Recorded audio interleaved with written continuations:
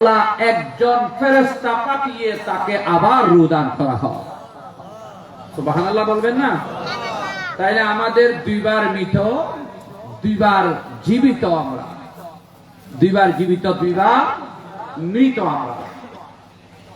এখন আসেন, যার জীবদ্দশায় ভালো কাজ করেছেন, ভালো আমল করেছেন, 60-70-80 বছর হায়াতকে দামি বানিয়েছেন, তার মওত হবে দামি। সুবহানাল্লাহ বলবেন না? আর যার মওত হবে দামি, তার কবর হবে দামি। যার কবর হবে দামি, তার পরকাল হাসরের ময়দান হবে দামি। যার পরকাল দামি হবে, তার জন্য জান্নাত ওয়াজিব হয়ে যাবে। চিৎকার দিয়ে বলেন সুবহানাল্লাহ। কি বলেন, বুঝতে পেরেছেন আমার কথা? আপনারা বুঝতে পেরেছেন যে আমার জীবনটা যদি দামি হয়, হায়াতটা যখন দামি হয়, মায়ের গর্ভ থেকে আসার পর 70-80 বছর যদি দামি হয়, তাহলে আমার মওতটা হবে দামি। যার জীবন দামি হয় নাই, দামি করতে পারে নাই, যে মৃত্যুকালীন সময় কি থেকে কিভাবে আশা করবে আমি নবীর কলমা পড়ে মারা যাব, আমি আমার নবীকে দেখবো, আমার নবীর কলমা পড়ে মারা যাব, কিভাবে আশা করবে? ওই বান্দা আশা করতে পারবে যার অন্তরে নবীর মহব্বত ছিল। ওই বান্দা আশা করতে পারবে যিনি আমার নবীকে ভালোবাসতেন। ওই বান্দা আশা করতে পারবে যিনি আল্লাহর হক যথাযথ আদায় করে 5 ওয়াক্ত নামাজ আদায় করেছেন। ওই বান্দা আশা করতে পারবে শেষ নিঃশ্বাসের সময় কলমা করে মওতকে দামি করবে যিনি জীবদ্দশায় মানুষের ক্ষতি করে নাই, চুগলখুরি করে নাই, গীবত করে নাই, মিথ্যা বলে নাই, অযথা সময় নষ্ট করে গুজার করে নাই। ওই বান্দার জীবনটাই ছিল শুধু আল্লাহ এবং রাসূল পাকের পক্ষে। তার মৃত্যুকালীন সময়টা দামি হয়ে যাবে। বাবারা ভাইরা আসেন, শুধু তাই নয়, আমার কামলিওয়ালা রাসূল পাক বলেন, যার জীবন দামি তার মওত হবে দামি। আর যার মওত হবে দামি, সেই বান্দার কবর হবে দামি। আর যে বান্দার কবর হবে দামি, সেই বান্দার হাসর হবে দামি। আর যে বান্দার হাসর দামি হবে, ওই বান্দার জন্য জান্নাত ওয়াজিব হয়ে যাবে। এবার আসেন, অনেক মওত আছে যেগুলো পরিবার পরিজনের জন্য বেদামি হয়ে যায়, কিন্তু আমরা আহলে সুন্নাত ওয়াল জামাতের অনুসারীরা আমরা কতই না ভাগ্যবান, আমাদের নসিব কতই ভালো যে আল্লাহ আমাদের সুন্নির ঘরে জন্মগ্রহণ করাইয়াছেন। নিয়ামত সব সুন্নিদের ঘরে। আল্লাহু আকবার। ইয়া রাসূলুল্লাহ।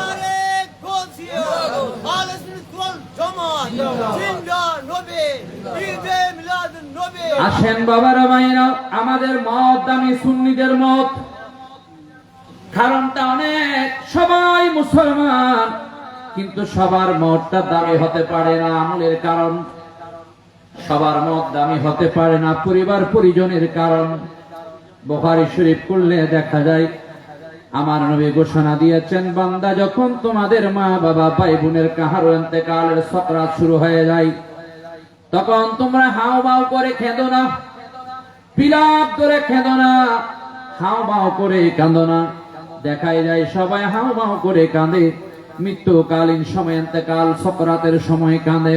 একদিন অথবা 2 দিন বেশি, তার চাইতে বেশি না, ঠিক কিনা? শায়ের আহলে সুন্নাতরা স্পষ্ট করে দিয়েছেন, আমি যাব কবরেতে, কেউ তো যাবি না, 2-3 দিন কাঁদার পরে মনে রাখবে না, ঠিক কিনা বলেন?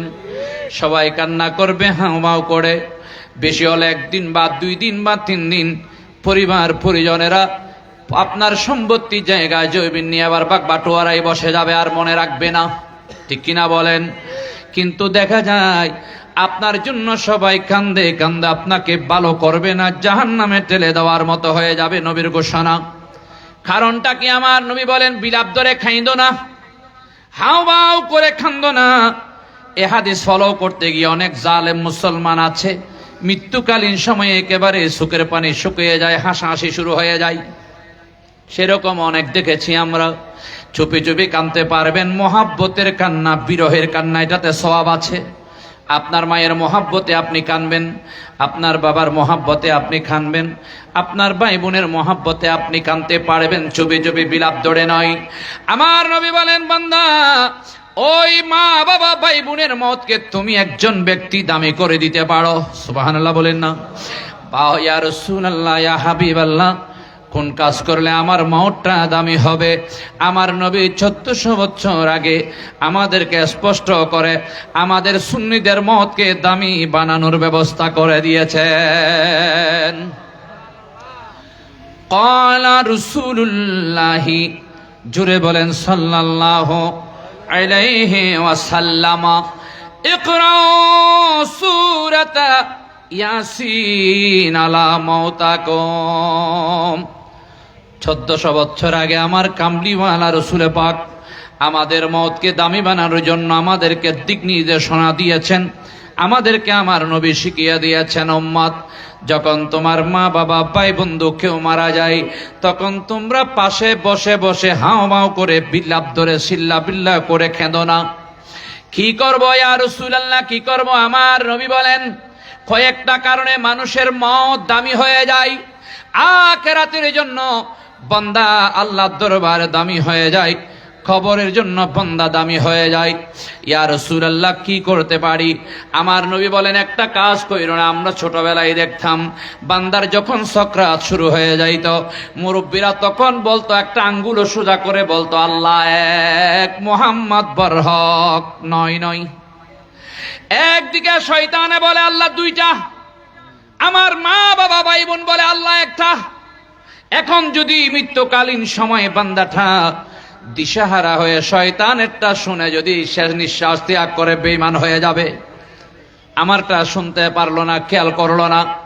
আমার নবী বলেন, এরকম নয়, আপনি ডান পার্শ্বে বসেন, খানের মধ্যে গিয়ে চুপি চুপি আল্লাহর নবীর কলমা বলেন, লা ইলাহা ইল্লাল্লাহ, জোরে জোরে লা ইলাহা, লা ইলাহা।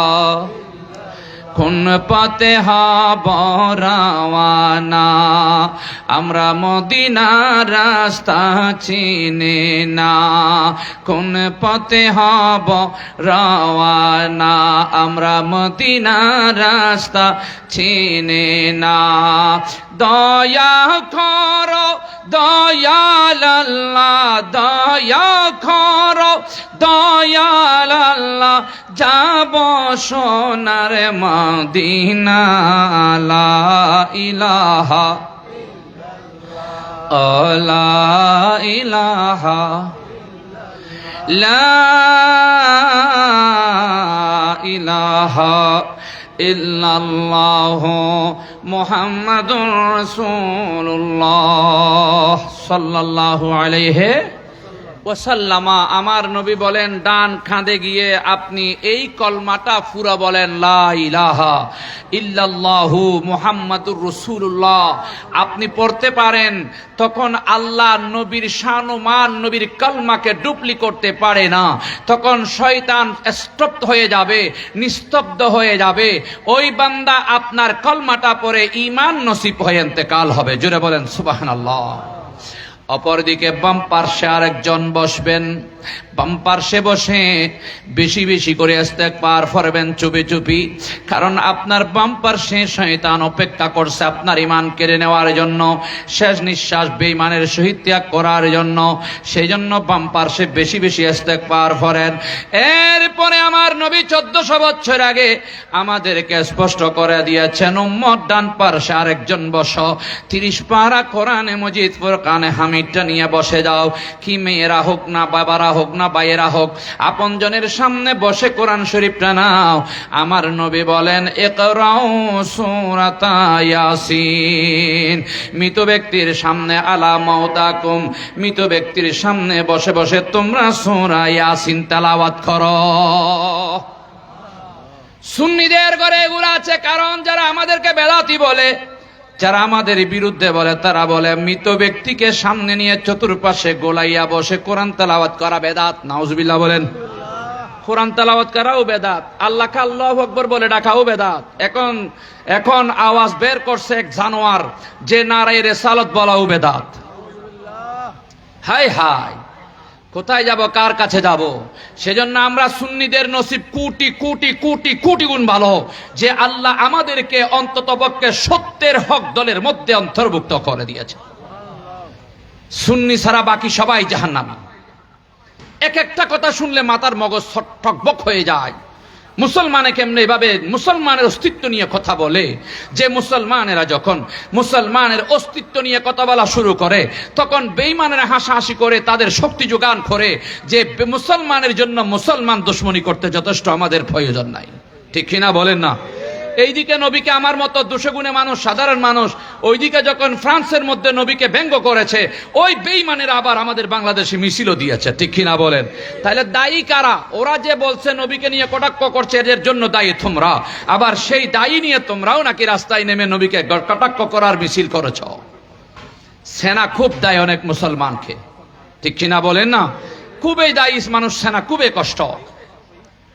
বাবারা ভাইয়েরা, আমার নবী বলেন সূরা ইয়াসিন তেলাওয়াত করো। সুন্নিদের কাছে এগুলো আছে, ঠিক কিনা বলেন? অন্যদের কাছে এগুলো বেদাত।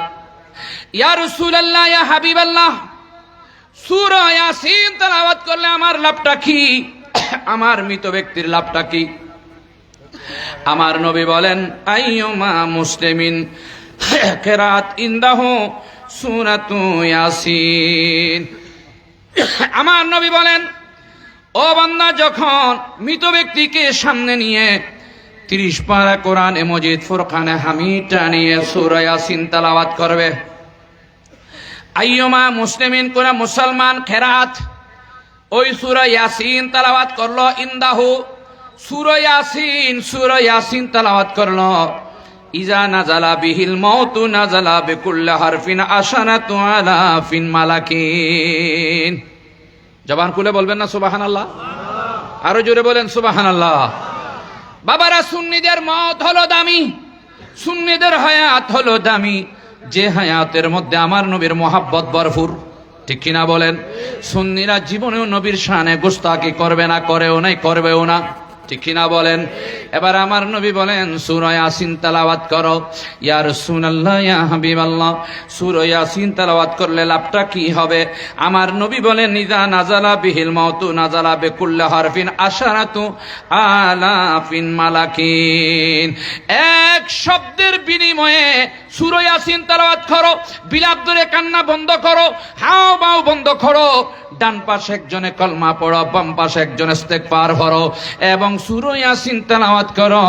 যখন বান্দা সূরা ইয়াসিন তেলাওয়াত করবে, ওই সূরা ইয়াসিনের প্রত্যেক হরফের বিনিময়ে আমার আল্লাহ আশারাতু আলাফিন মালাকিন বরাবর 10,000 করে ফেরেশতা আল্লাহর আসমানি জগৎ থেকে নাজিল করে দেবে। আরো জোরে বলেন না সুবহানাল্লাহ। এক শব্দের বিনিময়ে কয় হাজার ফেরেশতা নামবে? 10,000। 10,000। 1400 বছর আগে রাসূল পাক আমাদেরকে শিখিয়ে দিয়েছেন, বলে গিয়েছেন। দেখেন আমাদের সুন্নিদের মত কি দামি। সেজন্যই তো সুন্নি মরলে বাতি জ্বলে, আর অন্যরা মরলে শিয়ালে ফেখানা করে। ঠিক কিনা বলেন না? মত দামি হতে হবে, হায়াত দামি হতে হবে, মত দামি হতে হবে। যার হায়াত দামি তার মত দামি, যার মত দামি তার খবর দামি, যার খবর দামি তার হাসর দামি, যার হাসর দামি তার জন্য জান্নাত ওয়াজিব হয়ে যাবে। প্রত্যেক হরফের বিনিময়ে কয় হাজার?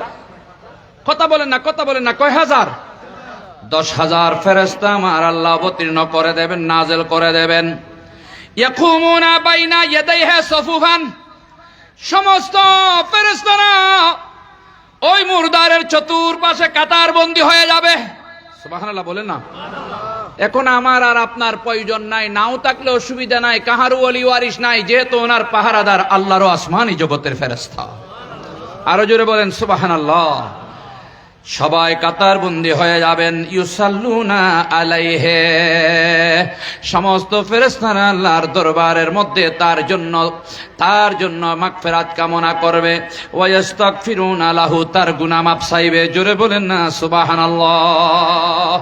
ওয়াশহাদুনা গুসলাহ, বান্দাকে যখন গোসল দেওয়া হবে, গোসলের সময় ফেরেশতারা তার সামনে উপস্থিত থাকবে।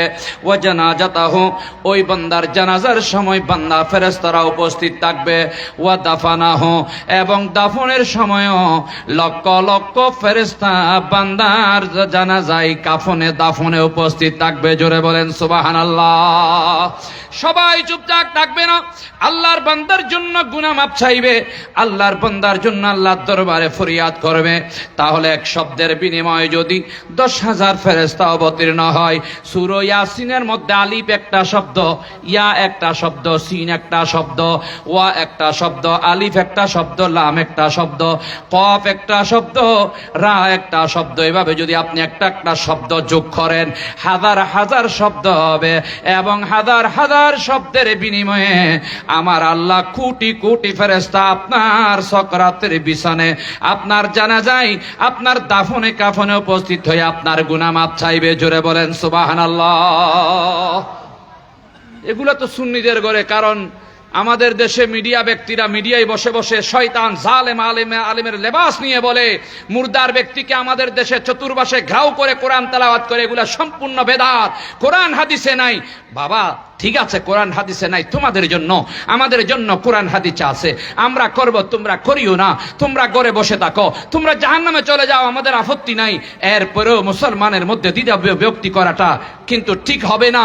আপনার সাইটে আপনি থাকেন, আমার সাইটে আমি আছি, আপনি ফরেন না ফরেন, আপনি আল্লাহকে মানেন না মানেন আপনার ব্যাপার, কিন্তু আমি আল্লাহকে মানি, নবীকে ভালোবাসি, ঠিক কিনা বলেন?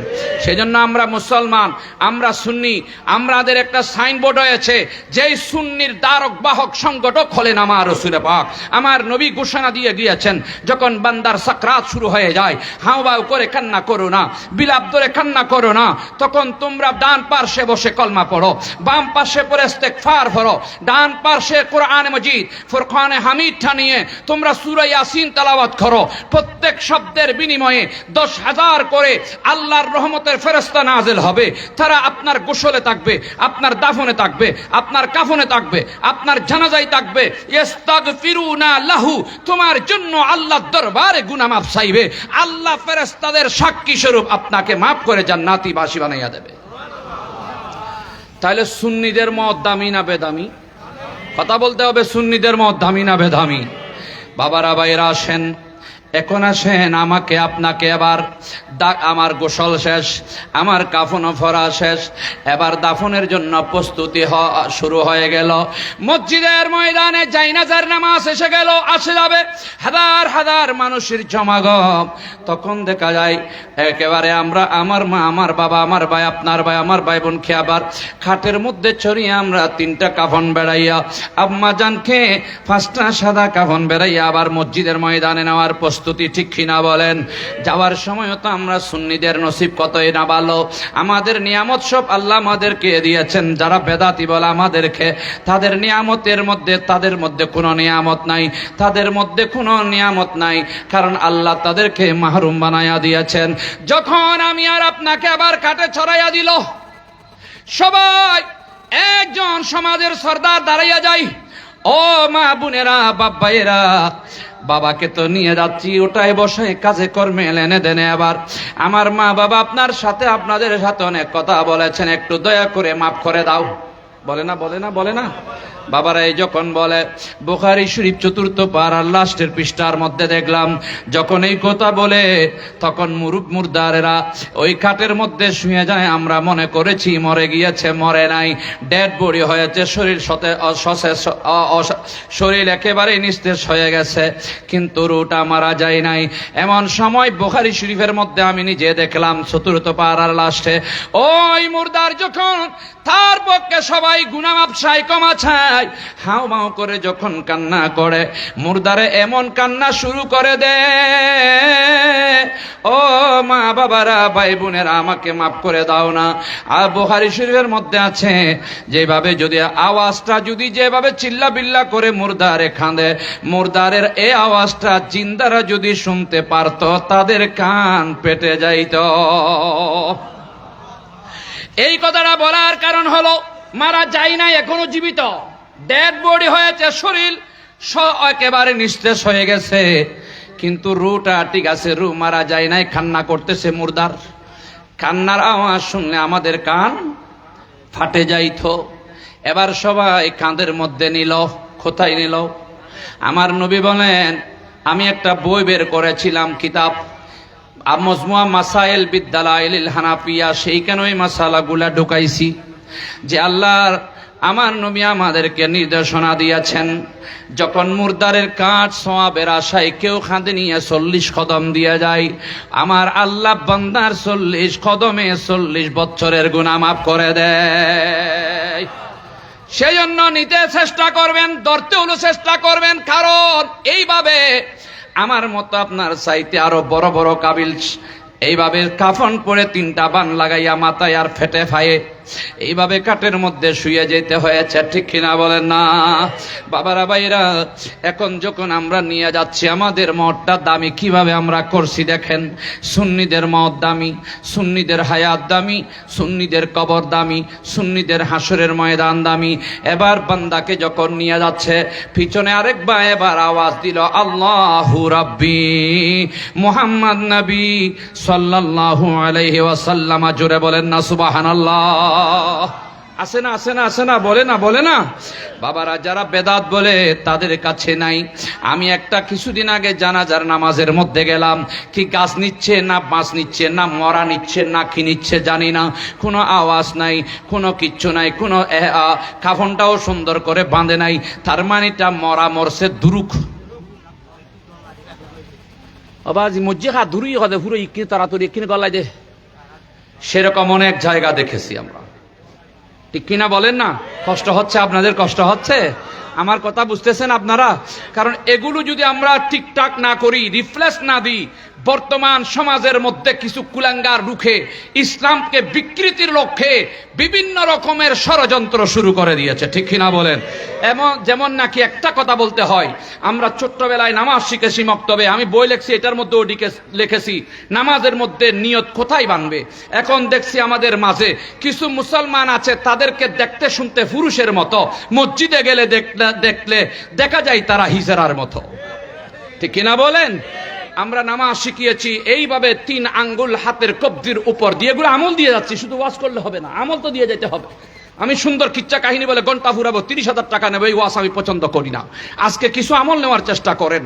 আমরা ছোট্টবেলায় শিখেছি, আপনারাও শিখেছেন, মক্তবের মধ্যে ওস্তাদ যে শিখিয়েছেন 3 আঙ্গুল এভাবে দেব, এই 2 আঙ্গুল দিয়ে চাপে ধরবো, আমরা নাবির নিচে হাত বানবো। এখন হঠাৎ করে হুট করে নতুন ইসলাম শুরু হয়েছে, নও মুসলিম দেখা যাচ্ছে, হিজরা আর ভিজরা দেখা যাচ্ছে। মসজিদে যাইলে দেখতে পুরুষের মতো দেখা যায়, নিয়ত করে মহিলার মতো বুকের মধ্যে। কারণ ইমাম আজম আবু হানিফা রহমতুল্লাহ আলাইহি আমাদেরকে শিখিয়ে দিয়েছেন আজ থেকে 600-650 বছর আগে, আমার নবীর হাদিস বিশ্লেষণ করে, যে তোমরা নিয়ত করবে নাভির নিচে, মেয়েরা নিয়ত করবে বুকের উপর। এখন কিছু হিজরা মসজিদে যাইয়া নিয়ত করে বুকের উপর, কারণ আমরা তো আর কাফর খুলে দেখতে পারছি না সে পুরুষ নাকি মেয়ে, ঠিক কিনা বলেন?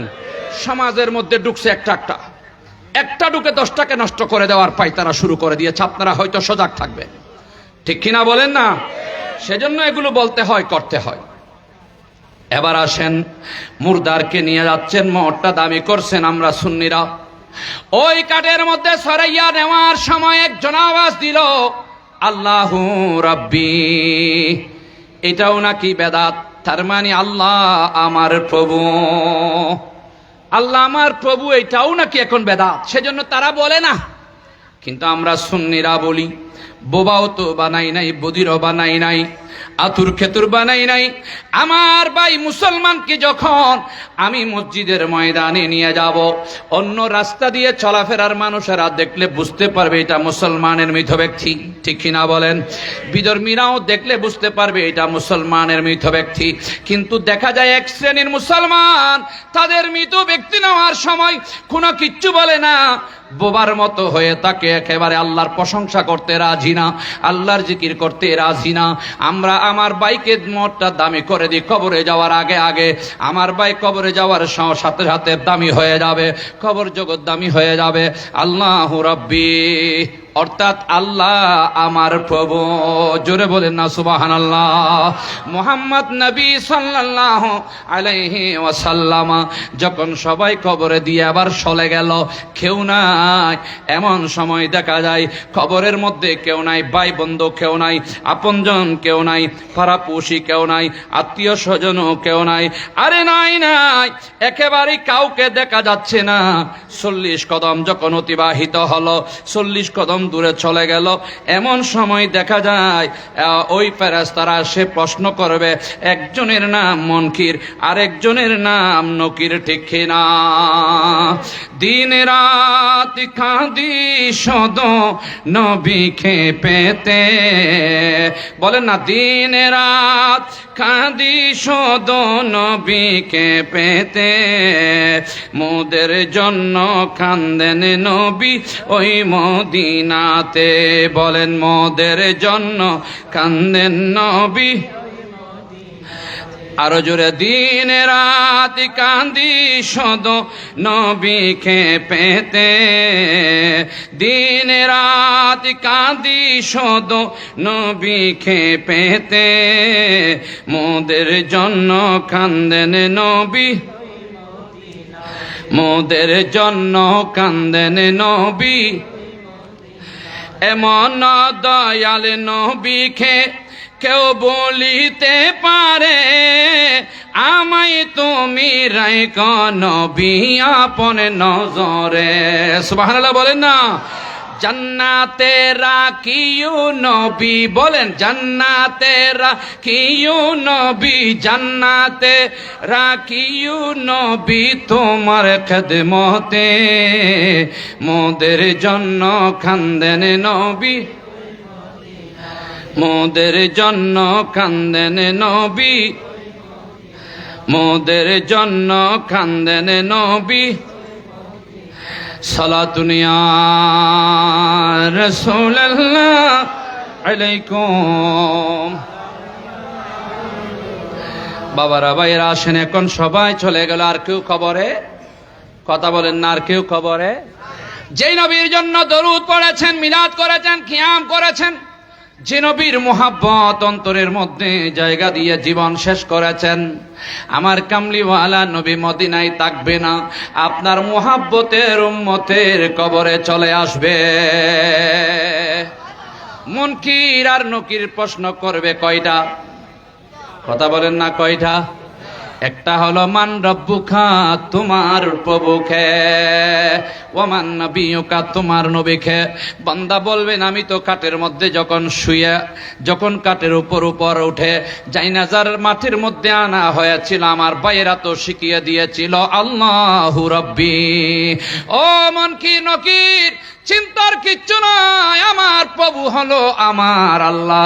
ভাইয়েরা শিখিয়ে দিয়েছেন, আমি মুখস্থ করেছি। জোরে বলেন না সুবহানাল্লাহ। তখন আমার নবীর চেহারায় আনোয়ার দেখা যাবে। মা হাযার রাজুল আল্লাযী বুইসা ফীকুম, ওই যে বান্দা দেখা যাচ্ছে, ইনিকে তুমি চিনতে পারো কিনা? দুশমনের রাসূলেরা বলবে, হা হা লা আদরি, হা হা লা আদরি, হা হা লা আদরি। হায় হায়, ওনাকে তো আমি চিনি না, হায় হায় ওনাকে আমি চিনি না, হায় হায় ওনাকে তো আমি চিনি না। যখন আশিক রাসূল নবী প্রেমিক কবরে নবীকে দেখবে, মুনকির নকির বলবে, মা হাযার রাজুল, এই ব্যক্তিটাকে, মান নবিয়ুকা, তোমার নবীকে। এমন সময় ওই বান্দা খেয়াল করবে, কাঠের মধ্যে শুয়ে শুয়ে বাইরা তো শিখিয়ে দিয়েছেন, আমি মুখস্থ করেছি, হাদা মুহাম্মাদুর রাসূলুল্লাহ সাল্লাল্লাহু আলাইহি ওয়াসাল্লাম। জোরে বলেন না সুবহানাল্লাহ। ওয়ামান নবিয়ুকা, তোমার নবীকে। উনি বলবেন আমার নবী মুহাম্মদ নবী সাল্লাল্লাহু আলাইহি ওয়াসাল্লাম। তাহলে দেখা যায় মওতের, সকরাতের, কবরের, হাসরের সমস্ত নিয়ামত একেবারে আল্লাহর বান্দাদের কাছে আমার নবী স্পষ্ট করে দিয়েছেন, আমার নবী শিখিয়ে দিয়েছেন। সেজন্য সুন্নিদের মতটাই হলো দামি, সুন্নিদের জীবনটাই হলো দামি, সুন্নিদের সকরাতের বিছানটাই হলো দামি, সুন্নিদের কবরও দামি। জোরে বলেন ঠিক কিনা? এরপরে আমরা নিয়ে গেলাম জানাজার মাঠে। কোথায় কোথায়? জানাজার মাঠে নিয়ে গেলাম। জানাজার মাঠে যখন যাব সেইখানে কিছু ব্যতিক্রম ধর্মী আছে, ব্যতিক্রম কাজ আছে।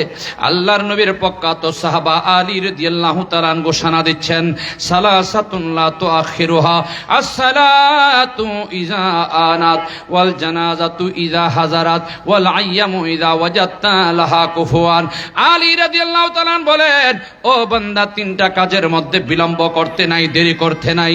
কারণ ওই তিনটা কাজের মধ্যে যখন আপনি বিলম্ব করবেন, দেরি করবেন, অসুবিধা আছে। এক নাম্বার হলো যখন নামাজের ওয়াক্ত হয় তাড়াতাড়ি নামাজ পড়ে না। সুবহানাল্লাহ বলবেন। কি পড়ে নাও? নাকি আজান দিলে আমরা দোকানে ফাটে রাস্তাঘাটে ঘোরাঘুরি করব? কি বলেন? আমরা ওলি আল্লাহর পাগল, নবীর পাগল, কিন্তু নামাজের ধারধারি না। সেই ওলি আল্লাহর পাগলের কোনো দাম নাই। হ্যালো, ঠাঁসি দরিয়ার গাল দিবেন আগে বলে, তোমার খাটের জন্য বুঝো বিয়া হল। একটু দরুদ শরীফ। আল্লাহুম্মা সাল্লি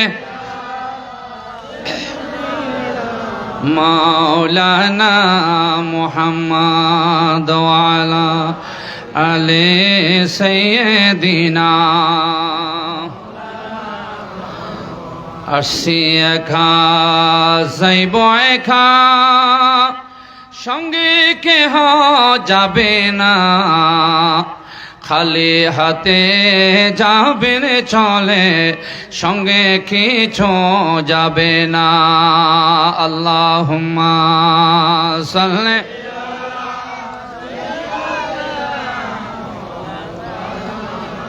ওয়ালা আলি সাইয়্যিদিনা। এখন জানাজার যখন নামাজের টাইম হবে, সাথে সাথে আলী রাদিয়াল্লাহু তাআলা বললেন, তুমি তাড়াতাড়ি নামাজ ওয়াক্ত মতে পড়ে নাও। এখন আমাদের মুসলমান অনেক আছে, আজান দিলে এখন মাহফিল ভরপুর, যখন আজান হয় তখন দেখি অর্ধেকও থাকে না। বাকিরা কি মুসলমান না?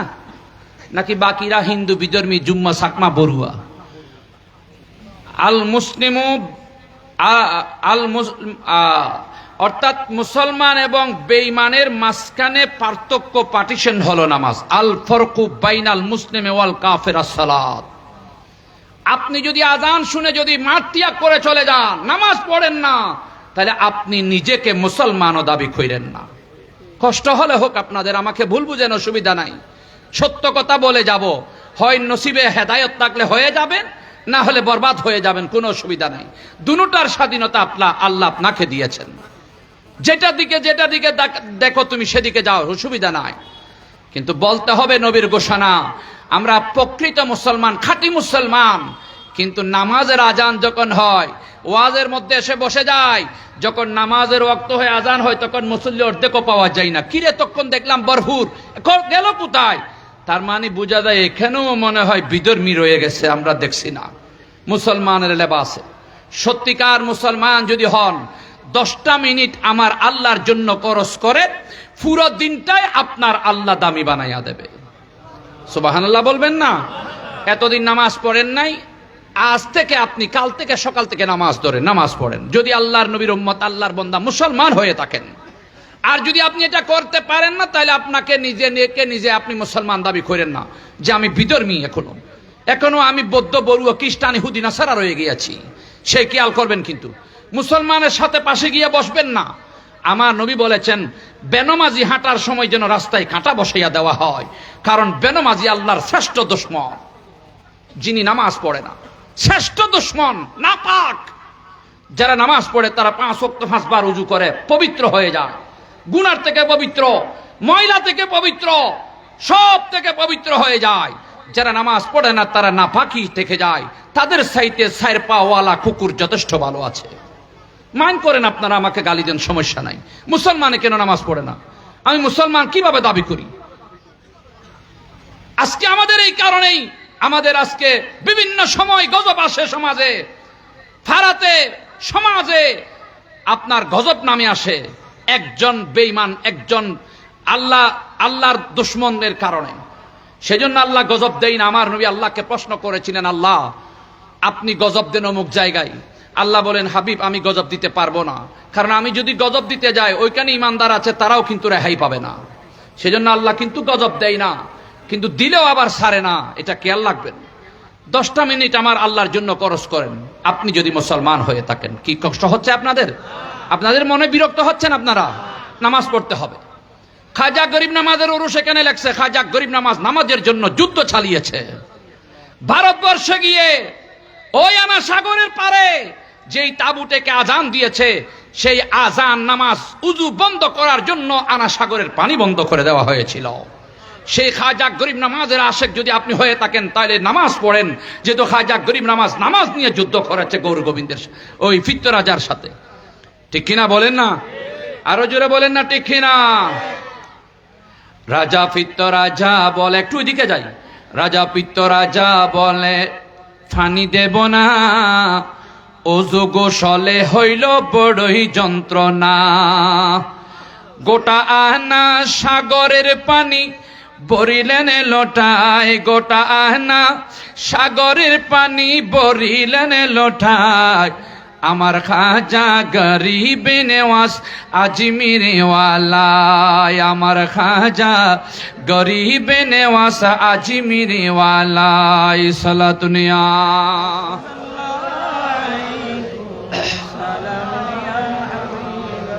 বাবারা ভাইয়েরা আসেন, যে খাজা গরিব নামাজের জন্য যুদ্ধ করেছেন, ফানি বন্ধ করে দেওয়া হয়েছিল, আনা সাগরের ফানি এক বদনায় নিয়ে এসেছিল। সে খাজা গরিব নামাজের আশেক যদি হয়ে থাকি, নামাজ পড়তে হবে কি হবে না? কাল থেকে নামাজ পড়বো নাকি ছাড়ব? কথা বলেন, নামাজ পড়বো নাকি ছাড়ব? কে কে নামাজ পড়বেন হাত উঠাইয়া দেখান।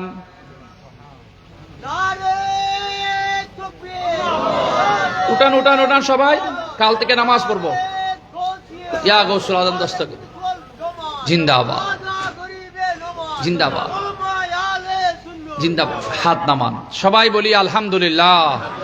এতদিন বুলে সুলে এমনি পড়ি নাই, আজকে হাত উঠাইয়া ওয়াদা করলাম, আল্লাহ দেখছে, সাক্ষী হয়ে গেল, দুই খানের দুই ফেরেশতা সাক্ষী হয়ে গেল, আমরা কাল থেকে নামাজ পড়বো। আল্লাহ আমাদের এই ওয়াদাকে কবুল করুক, আমিন বলেন। আমার কথা ছিল জায়নাজার মাঠে নিয়ে গেল লাশ। আলী রাদিয়াল্লাহু তাআলা বলেন, 3টা কাজে বিলম্ব করতে নাই, তাড়াতাড়ি করো। 1 নাম্বার হলো, নামাজের ওয়াক্ত যখন হলো তাড়াতাড়ি নামাজ পড়ে নাও, যেন কাজা না হয়। 2 নাম্বার হলো, ওয়াসসালাতু ওয়াল জানাজাতু ইযা হাদারাত, যখন জায়নাজার লাশ নিয়ে আসা হয় তখন চেয়ারম্যানের পরিচয় প্রদানের স্টেশন নয়, মেম্বারের পরিচয় প্রদানের স্টেশন নয়, এলাকার ধনাঢ্য ব্যক্তির পরিচয় প্রদানের স্টেশন নয়।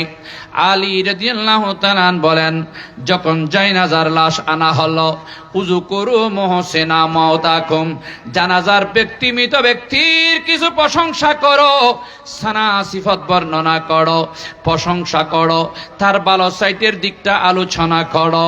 আল্লাহ এই আলোচনার কারণে তাকে মাফ করেও দিতে পারে। জোরে বলেন সুবহানাল্লাহ। এর প্রশংসা করো, তাড়াতাড়ি জায়নাজার নামাজটা পড়ে নাও, কারণ 1টা মিনিট যাচ্ছে মৃত ব্যক্তির জন্য কিয়ামত। সেজন্য তাড়াতাড়ি জানাজার নামাজ পড়ে নাও। জানাজার নামাজ শেষ হয়ে গেল, কি হলো? কথা বলেন না, জানাজার নামাজ শেষ হয়ে গেল। এবার যারা সুন্নি রয়েছে, আশিকে রসুল রয়েছে, এবার তারা একটা আওয়াজ দেয়, বাবারা মানুষটা কেমন ছিল? বলেন না, বলেন না, মানুষটা কেমন ছিল? এগুলা সুন্নিরা বলে, বাকিরা ওই যে কিছুদিন আগে জানাজায় গিয়েছিলাম, দেখলাম জানাজার জন্য 15 মিনিট দাঁড় করিয়ে রাখছে, বলছে চেয়ারম্যানের পরিচয় টরিচয় লাগবে না। এটা ভালো বলছে, কিন্তু তাই বলে কি 15 মিনিট তাকে দাঁড় করে রাখবো? আমরা তার প্রশংসায় ব্যস্ত থাকবো। কারণ রাসূল পাক 1400 বছর আগে আমাদেরকে বলে গিয়েছেন, উযকুরু মুহসিনা মাউতাকুম, তোমরা তোমাদের মৃত ব্যক্তির প্রশংসা করো। একটা প্রশংসা করলে আল্লাহ প্রশংসার বিনিময়ে তার গুনাহ মাফ করে জান্নাতীয় বানায়া দিতে পারে। এটা নবীর হাদিস, ঠিক কিনা বলেন না? তখন আমরা একটা আওয়াজ দিই, বাবা অমুক মানুষটা কেমন ছিল। এটা সুন্নিদের ঘরের মধ্যে আছে। সুন্নিদের জীবনও দামি, সুন্নিদের মওতও দামি, সুন্নিদের জানাজাও দামি, সুন্নিদের দাফনও দামি, সুন্নিদের কাফনও দামি, সুন্নিদের কিয়ামতের মাঠ হাসরের ময়দানও দামি। জানাজার পর একজন আওয়াজ দেই, বান্দারা, ও বান্দা, সবাই বলো লোকটা কেমন ছিল? সবাই বলে ভালো ছিল। এটা বুখারী শরীফ প্রথম খণ্ডের মধ্যে রয়েছে। খানাইয়ের ছেলেরা দেখে না, খানাইয়ের বাচ্চারা দেখে না। হাদিস শরীফের মধ্যে আছে হযরতে আবিল আসওয়াদ রাদিয়াল্লাহু তাআলা হাদিস বর্ণনা দিচ্ছেন, ক্বালা আতাইতু মদিনাতা ওয়া ক্বাদ ওয়াকা বিহা মারাদু ওয়া হুম ইয়ামুতুনা মাউতান জারিয়ান ফাজালাস্তু ইলা উমারা ফামাররাত জানাজাতু ফাসনা খাইরান ফাকালা উমারু ওয়াজাবাত সুম্মা মাররা বিউখরা ফাসনা খাইরান ফাকালা ওয়াজাবাত সুম্মা মাররা বিসালিসা ফাসনা শাররান ফাকালা ওয়াজাবাত ফাকুমতু মা ওয়াজাবাত ইয়া আমিরুল মুমিনিন ক্বালা কুলতু কামা ক্বালা an-নাবিয়্য সাল্লাল্লাহু আলাইহি ওয়াসাল্লাম আইয়ুমা মুসলিমিন শাহিদা লাহু আরবাতু বিখাইর আদাখালাহুল্লাহুল জান্নাহ। জোরে বলেন না সুবহানাল্লাহ। হযরতে আবিল আসওয়াদ রাদিয়াল্লাহু তাআলা হাদিস বর্ণনা দিচ্ছেন বুখারী শরীফ প্রথম খণ্ডের মধ্যে। এক সময় মদিনার জমিনের মধ্যে কলেরা মহামারীর কারণে ডেলি শত শত মানুষ মারা যাচ্ছে। ওমর রাদিয়াল্লাহু তাআলা মদিনার জমিনের মধ্যে মসজিদে নববীর দরজার সামনে বসা। হঠাৎ করে দেখা যায় একের পর এক লাশ নিয়ে আসছে।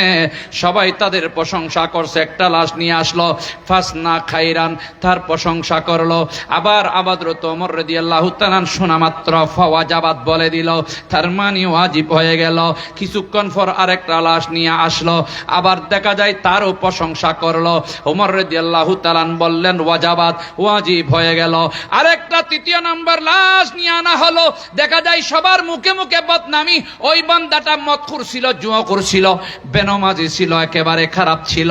ওমর রাদিয়াল্লাহু তাআলা বললেন ওয়াজাবাত, ওয়াজিব হয়ে গেল। তখন সবাই এবার ওমর রাদিয়াল্লাহু তাআলা আনহুর কাছে আসলেন। হে ওমর রাদিয়াল্লাহু তাআলা আনহু, তিনজনের বেলায় তিন ভাবে ওয়াজাবাত বলেছেন, কি ওয়াজিব হয়ে গেল? হযরত ওমর রাদিয়াল্লাহু তাআলা বলেন, আল্লাহর নবীকে যেভাবে বলতে আমি শুনেছি সেইভাবে আমি তোমাদের জবাব দিয়েছি। জোরে বলেন সুবহানাল্লাহ। বলেন আল্লাহর নবী কি বলেছেন? বলে আল্লাহর নবী বলেছেন, ওই লোকটার প্রশংসা যখন করলো, আল্লাহর নবী বললেন প্রশংসার কারণে আল্লাহ তার গুনাহ মাফ করে জান্নাত ওয়াজিব করে দিয়েছে। আমি রাসূল পাক জান্নাত ওয়াজিব হয়ে গেল বলেছি। দ্বিতীয় নাম্বারের মধ্যে যখন বললাম, তখনও আমি ওয়াজিব হয়ে গেল বলেছিল আল্লাহর নবী, আমিও সেরকম বলেছি। তৃতীয় নাম্বার যখন হলো, তার প্রশংসা করে নাই, সবাই বদনামি করলো, ওয়াজাবাত বলেছে। তার মানিটাই হলো, যখন খারাপ সাইট আলোচনা করলো, আল্লাহ না খুশি হয়ে তার জন্য জাহান্নাম ওয়াজিব করে দিল। সেজন্য আমাদের দেশে একটা জানাজায় গিয়েছিলাম, জায়গার নাম বলছি না। ওইখানে দেখলাম জানাজার পর বললেন লোকটা কেমন ছিল? বলে মারা যাওয়ার আগে জেতা ছিল। নাউজুবিল্লাহ, জোরে বলেন না, বলেন না। কারণ নবীর বুখারী শরীফের হাদিসকে বেয়াদবি করে, অসম্মানী করে, গোস্তাকি করেছে নবীর হাদিস নিয়ে, ঠিক কিনা বলেন? তা আমরা কিছু বলি নাই, কারণ তোমাদেরকে যদি তোমরা জাহান্নামে ফাটাইতে চাও তোমাদের ব্যাপার, কিন্তু আমার মা বাবা ভাই বন্ধুকে জাহান্নামে যাইতে দিব না।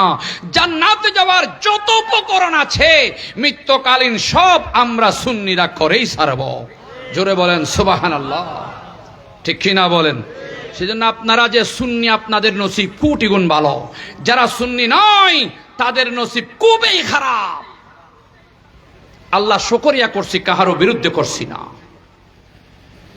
এরপরে আসেন জানাজার পর, জানাজার নামাজ শেষে আবার সবাই বলি আমরা লাইন ভঙ্গ করে একটু সূরা ফাতিহা পড়েন, সূরা ইখলাস পড়েন, দরুদ শরীফ পড়েন, একটু আল্লাহর দরবারে হাত উঠাইব।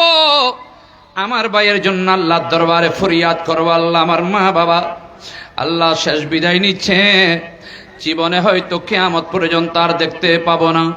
আল্লাহ মা বাবার জন্য আপনার শাহী দরবারে হাত উঠাইলাম, মা বাবার গুনাহ মাফ করে দাও আল্লাহ, আমার মা বাবার গুনাহ মাফ করে দাও, কবিরা সগীরা গুনাহ মাফ করে দাও আল্লাহ, আমার মা বাবাকে তুমি কবুল করে নাও আল্লাহ। এক্ষুনি মা বাবাকে 10 তলা বিল্ডিং ছেড়ে দিয়ে 3.5 হাত কবরের মধ্যে ঢুকাইয়া দেব আল্লাহ, মাথায় একটা বান দেব আল্লাহ, ফেটের মধ্যে একটা বান দেব আল্লাহ, পায়ের মধ্যে একটা বান দেব আল্লাহ, যেইখানে কেউ নাই, যাদের জন্য জীবন শেষ করে দিয়েছে আল্লাহ, আল্লাহ তোমার রহম করো, দয়া মেহেরবানি ছাড়া কোনো উপায় নাই আল্লাহ, সেই কবরের মধ্যে দিয়ে দেব আল্লাহ, তুমি রহমতের চাদর দিয়ে মা বাবাকে গুনাহ মাফ করে দাও, মা বাবার কবরে জান্নাতের বাগান বানাইয়া দাও, মা বাবার কবরে জান্নাতের লেবাস পড়াইয়া দাও আল্লাহ। এভাবে যখন আমরা সুন্নিরা দোয়া করি, আরেক শ্রেণীর মুসলমান আছে বলে বেদাত, জোরে বলেন না নাউজুবিল্লাহ। আল্লাহর নবী বলেন 1400 বছর আগে, ইন্নাল্লাহা ইয়াস্তাহি, আল্লাহ লজ্জাবোধ করেন, মা মিন আবদিন, কোন বান্দা, শব্দ শব্দ বলছি খেয়াল করেন, ইন্নাল্লাহা ইয়াস্তাহি, নিশ্চয় আল্লাহ লজ্জাবোধ করেন, মা মিন আবদিন, কোন বান্দা, ইজা রাফা ইয়াদাইহি, ওই কোন বান্দার জন্য 2টা খালি হাত উঠাই, বান্দা আল্লাহর কিছু পাওয়ার জন্য খালি হাত উঠাই, আইয়ার দাহুমা সিফরা, এটা আকায়েদে নসবির মধ্যে ইবারত মনকুলা করেছেন, নকল করেছেন, মেশকাতেও হাদিস আছে, বুখারী শরীফের মধ্যে হাদিস আছে। আল্লাহ দরবারে যখন বান্দা খালি হাত উঠাই, আল্লাহ বলে শর্মিন্দা হয়ে যায়, লজ্জিত হয়ে যায়, বান্দা যেটা চায় আল্লাহ বান্দাকে সেইটা দিয়া ফেলায়। সেজন্য আমরা মা বাবার জন্য দোয়া করি আল্লাহ, মা বাবা অনেক কষ্ট করেছে আল্লাহ, নিজে না খেয়ে আমাদেরকে খাওয়াইছেন আল্লাহ। যুদ্ধের সময় শুনেছিলাম মা নাকি নিজে না খেয়ে আমাদেরকে খাওয়াইছেন, মানুষের ঘরের দরজায় গিয়ে খুদ খুঁজে নিয়েছেন, খুদগুলো রান্না করে, ফানিগুলো আমাদের মায় খেয়েছেন, জৌ রান্না করে আমাদেরকে খাওয়াইছেন। যুদ্ধের সময় শুনেছিলাম অনেকেই অভাবের কারণে সন্তান ফতের মধ্যে রাস্তায় ফেলে দিয়ে গিয়েছিল এবং আমাদেরকে ফেলে দিয়ে যায় নাই। অনেকের কাছে শুনলাম অভাবের কারণে সন্তান ফতের মধ্যে ইন্তেকাল হয়েছে, মারা গিয়েছে, আমাদেরকে মা বাবা মারিও ফেলে নাই, ফতের মধ্যে ফেলেও দিয়ে যায় নাই। যেই যুদ্ধের আমলের মধ্যে যারা জন্মগ্রহণ করেছে, কতই না কষ্ট করেছে, সেই মা বাবা যখন আজকে বিদায় নেবে, কিয়ামত পর্যন্ত আর দেখা হবে না।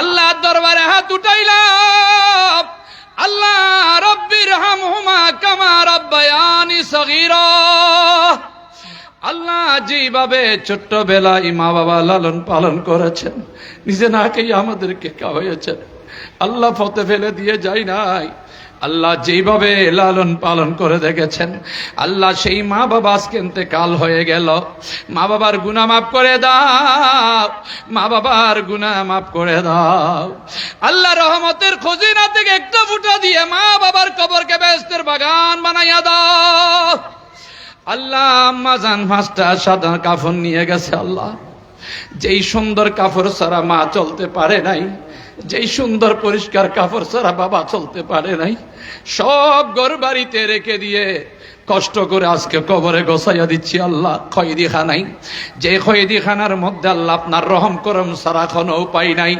আল্লাহ। মা বাবাকে মাফ করে দাও আল্লাহ, মা বাবার কবরকে বেহেশতের বাগান বানাইয়া দাও আল্লাহ। মা বাবার কাফনকে তুমি জান্নাতি লেবাস বানাইয়া দাও আল্লাহ। কি খাবে না জানি না, মা বাবার কবরের মধ্যে তুমি জান্নাতি নাজ নিয়ামত দিয়ে ভরপুর করে দাও। যখন এইভাবে বান্দার চোখের পানি দিয়ে দিয়ে যখন কান্না করে হাত উঠায়, তখন আমার রব্বুল আলামিন রহমতের দরিয়ায় এসে যাই। বান্দা ইন্নাল্লাহা ইয়াস্তাহি, যেভাবে হাত উঠাইয়া আমার কাছে যাচ্ছ, আমি তো লজ্জিত শর্মিন্দা হয়ে গেলাম। যাও বান্দা, তোমার মা বাবাকে জান্নাতি ছিল জান্নাতি বানাইয়া দিলাম। সুবহানাল্লাহ বলে না সুবহানাল্লাহ। জাহান্নামী ছিল জান্নাতি বানায়া দিলাম। কারণ আমার নবী 1400 বছর আগে বলে গিয়েছেন, লা ইয়ারুদ্দুল কদরা ইল্লা বিদ্দুয়া। পৃথিবীর জমিনের মধ্যে বান্দাকে কেউ পরিবর্তন করতে পারে না, তকদির পরিবর্তন করতে পারে না। এমন একটা নিয়ামত বাংলার জমিনের মধ্যে রয়েছে, সেই নিয়ামতের নাম হলো দোয়া। এটা এমন একটা দোয়া, আসেন এমন একটা দোয়া যেই দোয়ার কারণে জাহান্নামী জান্নাতি হয়ে যায়, বদকার নেককার হয়ে যায়, কবরের আযাব মাফ হয়ে যায়, কবরকে আল্লাহ জান্নাতের বাগান বানায়া দেয়। জোরে বলেন সুবহানাল্লাহ। এটা আমার নবীর স্পষ্ট হাদিস, লা ইয়ারুদ্দুল কদরা ইল্লা বিদ্দুয়া। দোয়া ব্যতীত মানুষের তকদিরকে পরিবর্তন করতে পারে না। যেমন আল্লামা মুজাদ্দিদ আল ফেসানি শেখ আহমদ সেরহিন্দি ওমর ফারুকি রহমতুল্লাহি আলাই, ওনার 2 সন্তান একজন ওয়াহাবি হুজুরের কাছে ফরাইতে দিয়েছিল। আমাদের দেশে অনেকেই বলে ওয়াহাবিদের ফরা শুদ্ধ। আমরা মাদ্রাসা করতে গিয়ে দেখি অনেকে দামিশ, অনেকেই বুড়া হয়ে গেছে, এখনো আসে 5-এ ভর্তি হতে। বেশি বালা অতাল্লাই 5 হতে ঈদে ভর্তি হইতু কদু এসিনে 27 জন আগে টিয়া কালাস্য করি আই দশমর আলহামদুলিল্লাহ মুখস্থ লিখি দিবি দি লামিয়ের সাহায্য বাজি দামিশ লুগ্গ নাই বিয়ন রুইঙ্গে স্যারা চাইও না বুড়ো বুড়ো স্যারা শুরুত ফত্যি বুড়ো গিয়ে খ্যাং করিবি এটা ফত্যু তো নই ওটা লড়াই দে এটা ফিটিয়ে জমা করিবে লাইছি দে ঠিক না বেটি হ না বা অতলাই সুন্নি অলর নিয়ামতিন খন কিয়ল্ল অনর সামঞ্জস্য তো হইতো না কিয়ল্ল অ্যাডজাস্ট হইতো না, কারণ সুন্নি অলরে খোদায় স্পেশাল নিয়ামত দিয়ে দেয়। সুবহানাল্লাহ হন না। হাসবে রাব্বি জাল্লাল্লাহ মা ফি কলবি গায়রুল্লাহ নূর মুহাম্মদ সাল্লাল্লাহ লা হাসবি রাব্বি জাল্লাল্লাহ মা ফি কলবি নূর মুহাম্মদ देहर में जलवा नुमा ता मुझे मालूम न था, या नबी हबीब खुदा था मुझे मालूम न था। हस्बी रब्बी जल्लल्लाह नूर मुहम्मद सल्लल्लाह। আল্লাহর ওয়ালিরা সাধারণ মানুষের দোয়া আল্লাহর দরবারে কবুল হয় যদি নামাজি হয়, ফরহেজগার হয়। আল্লাহর ওলিরা সেই জন্য হাত উঠাইয়ে নামানোর আগে আগে দোয়া কবুল, তকদির পরিবর্তন হয়ে যায়। ঠিক কিনা বলেন? যেমন মুজাদ্দিদ আল ফেসানি শেখ আহমদ সেরহিন্দি 2 জন ছাত্রকে পড়াইতে দিয়েছেন ওয়াহাবি মৌলবীর কাছে। তখন একদিন আনতে গেলেন, মুজাদ্দিদ আল ফেসানি বলেন ছাত্রদেরকে নিয়ে আসলেন, সন্তানদেরকে, বাবা কাল থেকে তোমরা এই ওয়াহাবি মৌলবীর কাছে পড়িও না। বাবা কেন কেন কেন? বলে আমি দেখতেছি তার কপালের মধ্যে জাহান্নাম লেখা। কি লেখা? আমি বুঝার জন্য বলছি, কি লেখা? জাহান্নাম। সন্তানেরা কিন্তু খুব চালাক চতুর ছিল। ও বাবা আপনার কথা মেনে নিলাম, আমাদের একটা প্রশ্ন আপনার মানতে হবে যে জাহান্নামী হুজুরের কাছে না পড়ার জন্য, যেহেতু ওনার কপালে আপনি জাহান্নাম লেখা দেখতে পাচ্ছেন, ওলি আল্লাহরা দেখতে পারে কিনা? ওলি আল্লাহরা দেখতে পারে।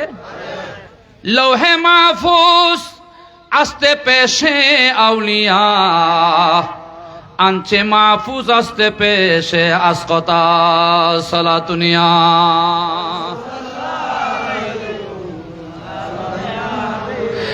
আল্লাহর ওলিরা যখন দেখতে চায় লৌহে মাহফুজ তাদের সুখের সামনে এনে দেওয়া হয়। সুবহানাল্লাহ বলবেন না? আল্লাহর কাছে যখন লৌহে মাহফুজ দেখতে চায় আল্লাহর ওলিদের সামনে এনে দেওয়া হয়। ওই লৌহে মাহফুজ দেখে দেখে আল্লাহর ওলিরা কে জাহান্নামী কে জান্নাতি বলতে পারে। সুবহানাল্লাহ বলেন না? কে বদকার কে নেককার বলতে পারে। জোরে বলেন না সুবহানাল্লাহ। সন্তানেরা বলেন বাবা আমাদের একটা প্রশ্ন আপনার মানতে হবে। বাবা কি বলো? বলে এতদিন যেই লেখাপড়া করেছিস তাহলে সেই লেখাপড়া ফেরত দিয়ে দাও। জোরে বলেন না সুবহানাল্লাহ। আব্দুল মুজাদ্দিদ আল ফেসানি শেখ আহমদ সেরহিন্দি ওমর ফারুকি 7 তরিকতের 1 তরিকতের ইমাম, উনি তো আশ্চর্য হয়ে গেলেন। বাবা এই প্রশ্ন কিভাবে তোমরা আমাকে করলো, এখন আমি কি করতে পারি? ওই সন্তানেরা বলেন বাবা গো, যিনি জাহান্নাম দেখতে পারে তিনি আল্লাহর দরবারে দোয়া করে তকদির পাল্টিয়ে জান্নাতীয় বানায়া দিতে পারে। পারে কি পারে না? পারে না? এবার উনি একেবারে আশ্চর্যান্বিত হয়ে গেলেন। মুজাদ্দেদ আলফে সানি শেখ আহমদ সেরহিন্দি উমর ফারুকি রহমতুল্লাহি আলাই, উনি আল্লাহর দরবারের মধ্যে সারা রাত আর ঘুমাই নাই। আল্লাহ সন্তানেরা তো আমাকে বাজিয়ে ফেলেছে, আল্লাহ রক্ষা তো আর পাবো না, সন্তানের কাছে বেইজ্জত হব। আল্লাহ তুমি তো রহমান, আল্লাহ তুমি তো রহিম, আল্লাহ তোমার কাছে তাহাজ্জুদ পড়ে আল্লাহ দুইটা খালি হাত উঠাইলাম, খালি হাতের ফরিয়াদ কবুল করো, আমার সন্তানের ওই হুজুরকে তুমি একবার আহলে সুন্নতের অনুসারী বানাইয়া দাও এবং ওলি বানাইয়া দাও, জান্নাতি বানাইয়া দাও। পরের দিন যখন গেল সন্তানদেরকে নিয়া মুজাদ্দেদ আলফে সানি শেখ আহমদ সেরহিন্দি ওমর ফারুকি রহমতুল্লাহ আলাই, উনি সন্তানদেরকে দেখে দেখে মুস্কি মুস্কি হাসতেছেন, একেবারে হাসছে ভরপুর খুশিতে মতোয়ালা। সন্তানরা জিজ্ঞেস করলেন, বাবা কালকে পেরেশান দেখলাম, আজকে আপনি এত হাসছেন কেন? বাবা তোমাদের প্রশ্নের উত্তর আমার আল্লাহ রাত্রে দিয়ে দিয়েছে। রাত্রে আমি আল্লাহর দরবারে হাত উঠাইয়া দোয়া করলাম, আমার আল্লাহ দোয়া কবুল করেছে, বান্দা এখন জাহান্নামী নাই। এক নাম্বার আহলে সুন্নাত ওয়াল জামাতের অনুসারী হয়ে গেল এবং দেখলাম বান্দার জাহান্নাম একেবারে কর্তৃত হয়ে বান্দা জান্নাতি হয়ে গেল। জোরে বলেন সুবহানাল্লাহ। এইভাবে আল্লাহর ওলিরা কে জাহান্নামী জান্নাতি দেখতে পারে। ওলি আল্লাহদের কাছে যখন দোয়া চাই, যখন দোয়া করে, আমার তকদিরকে পরিবর্তন করে দিতে পারে। পারে কি পারে না? পারে না? জোরে বলেন না পারে কি পারে না? আমার গৌসে পাকের দরবারের মধ্যে একজন ব্যক্তি গেলেন, ও বান্দা, ব্যক্তি গেলেন চুরি করতে। আপনি সংক্ষেপে বলছি, আপনারা জানেন, চুরি করতে করতে সকাল হয়ে গেল। যখন আজান শুরু হয়ে গেল, সুর বেটা বলে আমি বের হতে পারবো না, সারা রাত জাগ্রত ছিলাম, এখন একটু ঘুমায়া পড়ি চকির নিচে। উনি সুন্দর করে ঘুমাচ্ছে আর মুলকে শাম দেখে আমার গৌসে পাকের দরবারের মধ্যে আসলেন। বাবা আমাদের মুলকে শামের প্রধানমন্ত্রী ইন্তেকাল হলো, আমাদের প্রধানমন্ত্রী একটা নিযুক্ত করে দেন। ওই কথা বলার সাথে সাথে আমার গৌসে পাক বলেন, তোমাদের মুলকে শামের প্রধানমন্ত্রী চকির নিচে ঘুমাচ্ছে, নিয়ে যাও। আসছে সোর, হয়ে গেলেন আবদাল। সুবহানাল্লাহ বলবেন না? আমি শুধু ওলি আল্লাহদের ইতি টানতেছি একটু একটু করে বুঝার জন্য।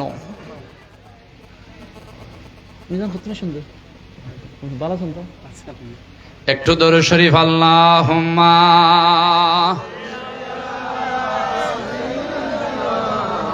মাওলানা মুহাম্মদ ওয়া আলা আলি সাইয়্যিদিনা।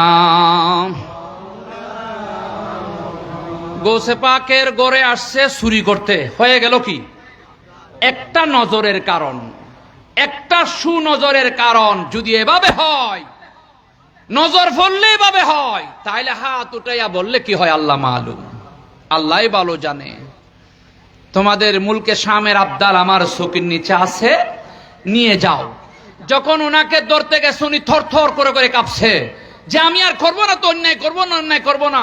বলে কি বলেন? আপনাকে গৌসে পাক বলেছেন আমাদের মুলকে শামে নিয়ে প্রধানমন্ত্রীর দায়িত্ব দিতে হবে। সুবহানাল্লাহ বলেন না? বুলা খর ফাঁসি খো देते हैं अब्दालु का रुतबा। बुलाकर फांसी को देते हैं अब्दालु का रुतबा। हमेशा जोशी पर रहता है दरिया गौसे आज़म का। हमेशा जोशी पर रहता है दरिया गौसे आज़म का। अस्सलाम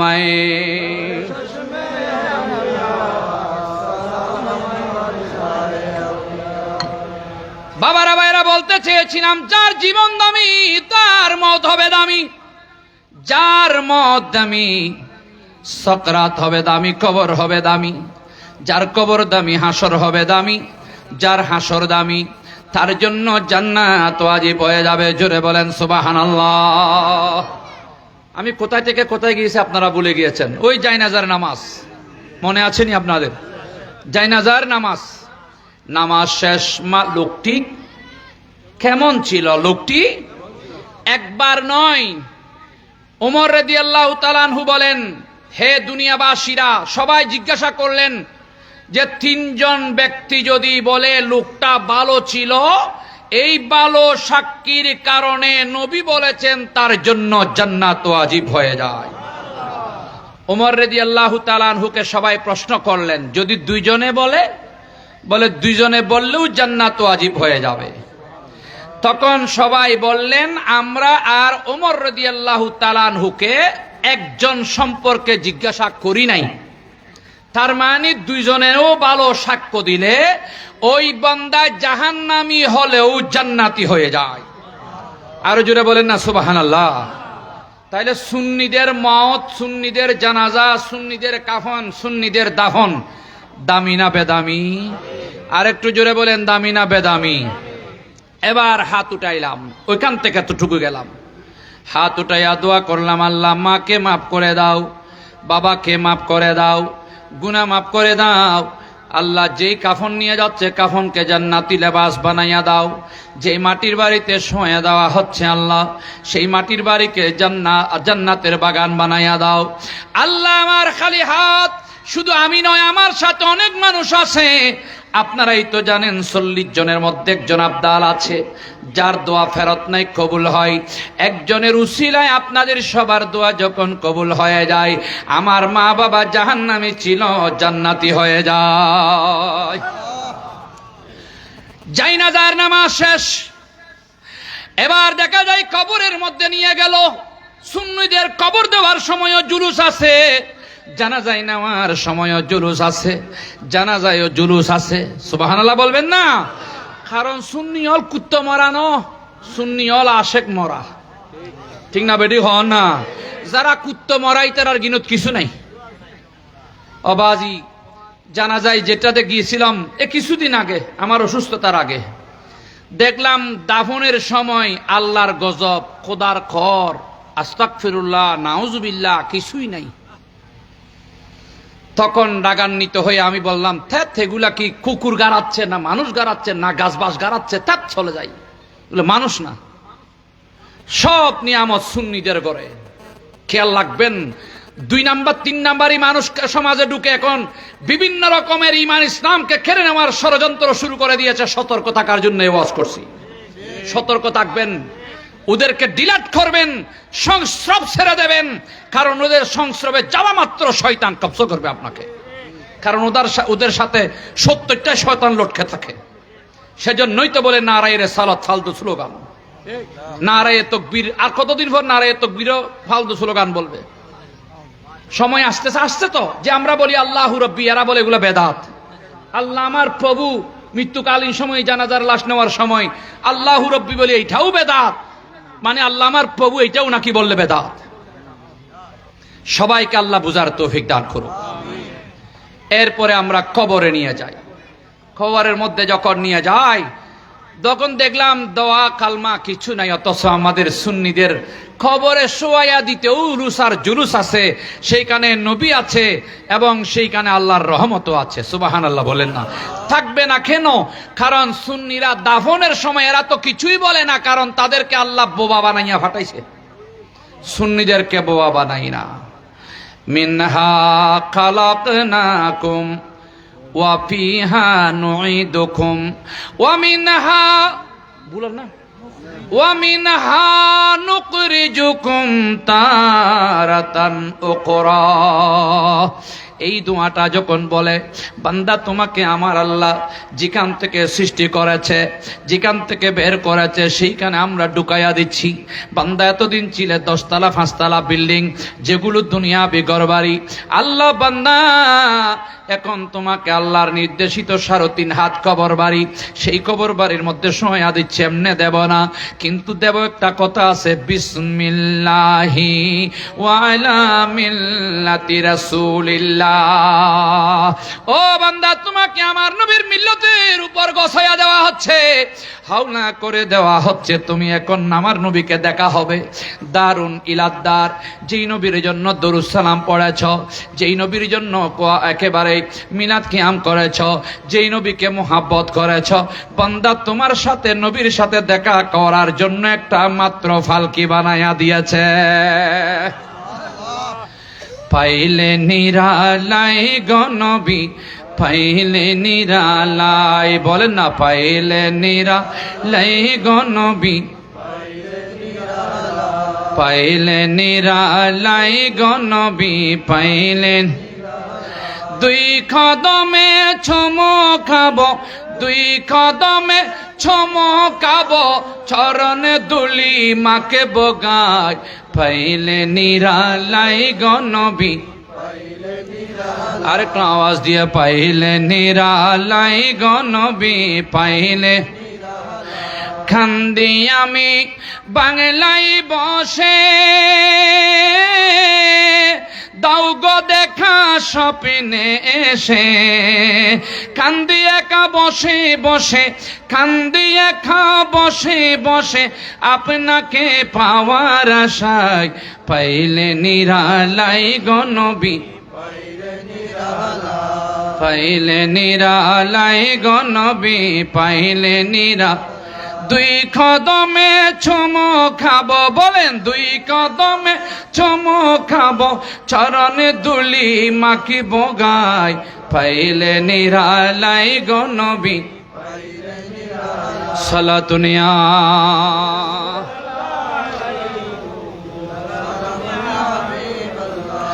যার হায়াত দামি, জীবন দামি, মত হবে দামি, যার মত দামি কবর হবে দামি। তার প্রমাণ হলো সুন্নি জনতা।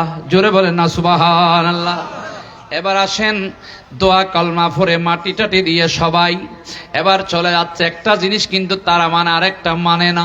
খাজুরের টাইল তারাও দেই দেখলাম, এটা তো আমার নবীর গায়েবের প্রমাণ।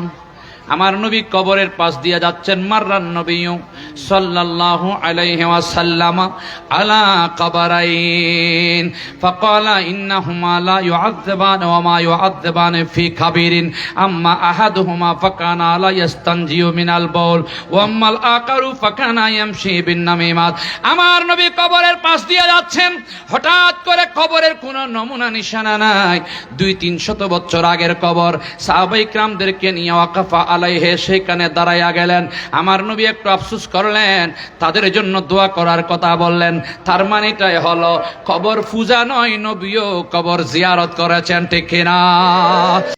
ও দুনিয়ার বেঈমান মুসলমানেরাও কবর পূজা বলতে বলতে ওলি আল্লাহর শান ও মান নিয়ে গুস্তাখি করতে করতে 2024 সালের মধ্যে ওলি আল্লাহদের জিন্দা কারামত তোমাদের দিয়া পূজার গরো পাহারা দেওয়াইছে আল্লাহ। ঠিক কিনা, ঠিক কিনা বলেন? শুধু পূজার ঘর পাহারা দিয়েছে তাই নয়, সংবিধানও করেছে। তাই নয়, হাত তুলে আল্লাহ শুকরিয়া জ্ঞাপন করছে, আল্লাহ পূজার ঘরে যে আমাদেরকে আনার আসার উপস্থিতির তৌফিক দিয়েছ, তোমার শুকরিয়া আদায় করছি। কত বড় বেঈমান হলে নিজের ধর্মকে বিক্রি করতে পারে। সেজন্য ওই সমস্ত শয়তান থেকে হুঁশিয়ার, সাবধান, সজাগ থাকবেন। আমার কথা একটু কট্টর, আমার ওয়াজ, কারণ আমি কিচ্ছা কাহিনী বলে সময় নষ্ট করি না। এগুলো খেয়াল রাখার জন্য আপনাদেরকে সতর্ক বাণী দিয়ে যাচ্ছি। সমাজে রন্ধ্রে রন্ধ্রে ঢুকিয়ে দিচ্ছে। আপনার সাথে 1 বছর বন্ধুত্বামি করবে শুধু আপনাকে আলে হাদিস বানানোর জন্য। আপনার সাথে 1 বছর বন্ধুত্বামি করবে আপনার ঈমান ধ্বংস করার জন্য। তাদের চরিত্র দেখলে দেখা যায় মসজিদে সহবাস, মাদ্রাসায় বলাৎকার, আর মাজারের মধ্যে আগুন। ঠিক কিনা? আওয়াজ দিয়ে বলেন। এরাই নাকি আবার মুসলমান। কষ্ট হচ্ছে মনে হয়, আপনাদের পেরেশান হচ্ছেন মনে হয়। আমি কাউকে ভয় করি না, আমি একমাত্র ভয় করি আমার আল্লাহকে। অনেকে আমাকে বলে, হুজুর যেরকম সেরকম ওয়াজ করবেন না, কারণ অবস্থা ভালো না, ফতের মধ্যে কি করে। আমি বললাম, আমার মত যদি আজরাইলের হাতে না থাকে, বান্দার হাতে থাকে, অবশ্যই এখানে আমার মত বাধ্য করবে আমাকে যাওয়ার জন্য। আমি এগুলাকে পরোয়া করি না। মাইকের আওয়াজ কতটুকু যাচ্ছে জানি না। এখন একটা সুন্নি বাড়ি থাকলে তার চতুর্পাশে এখন বিভিন্ন গোয়েন্দার মাধ্যমে দালাল, মুনাফেক, বেঈমান ঢুকাইয়া দেয়, যেন ইমানদারের ইমানকে কবজ করে নিয়ে যাইতে পারে। সেজন্য আপনারা সতর্ক থাকবেন। একটু দরুদ পড়েন, আল্লাহুম্মা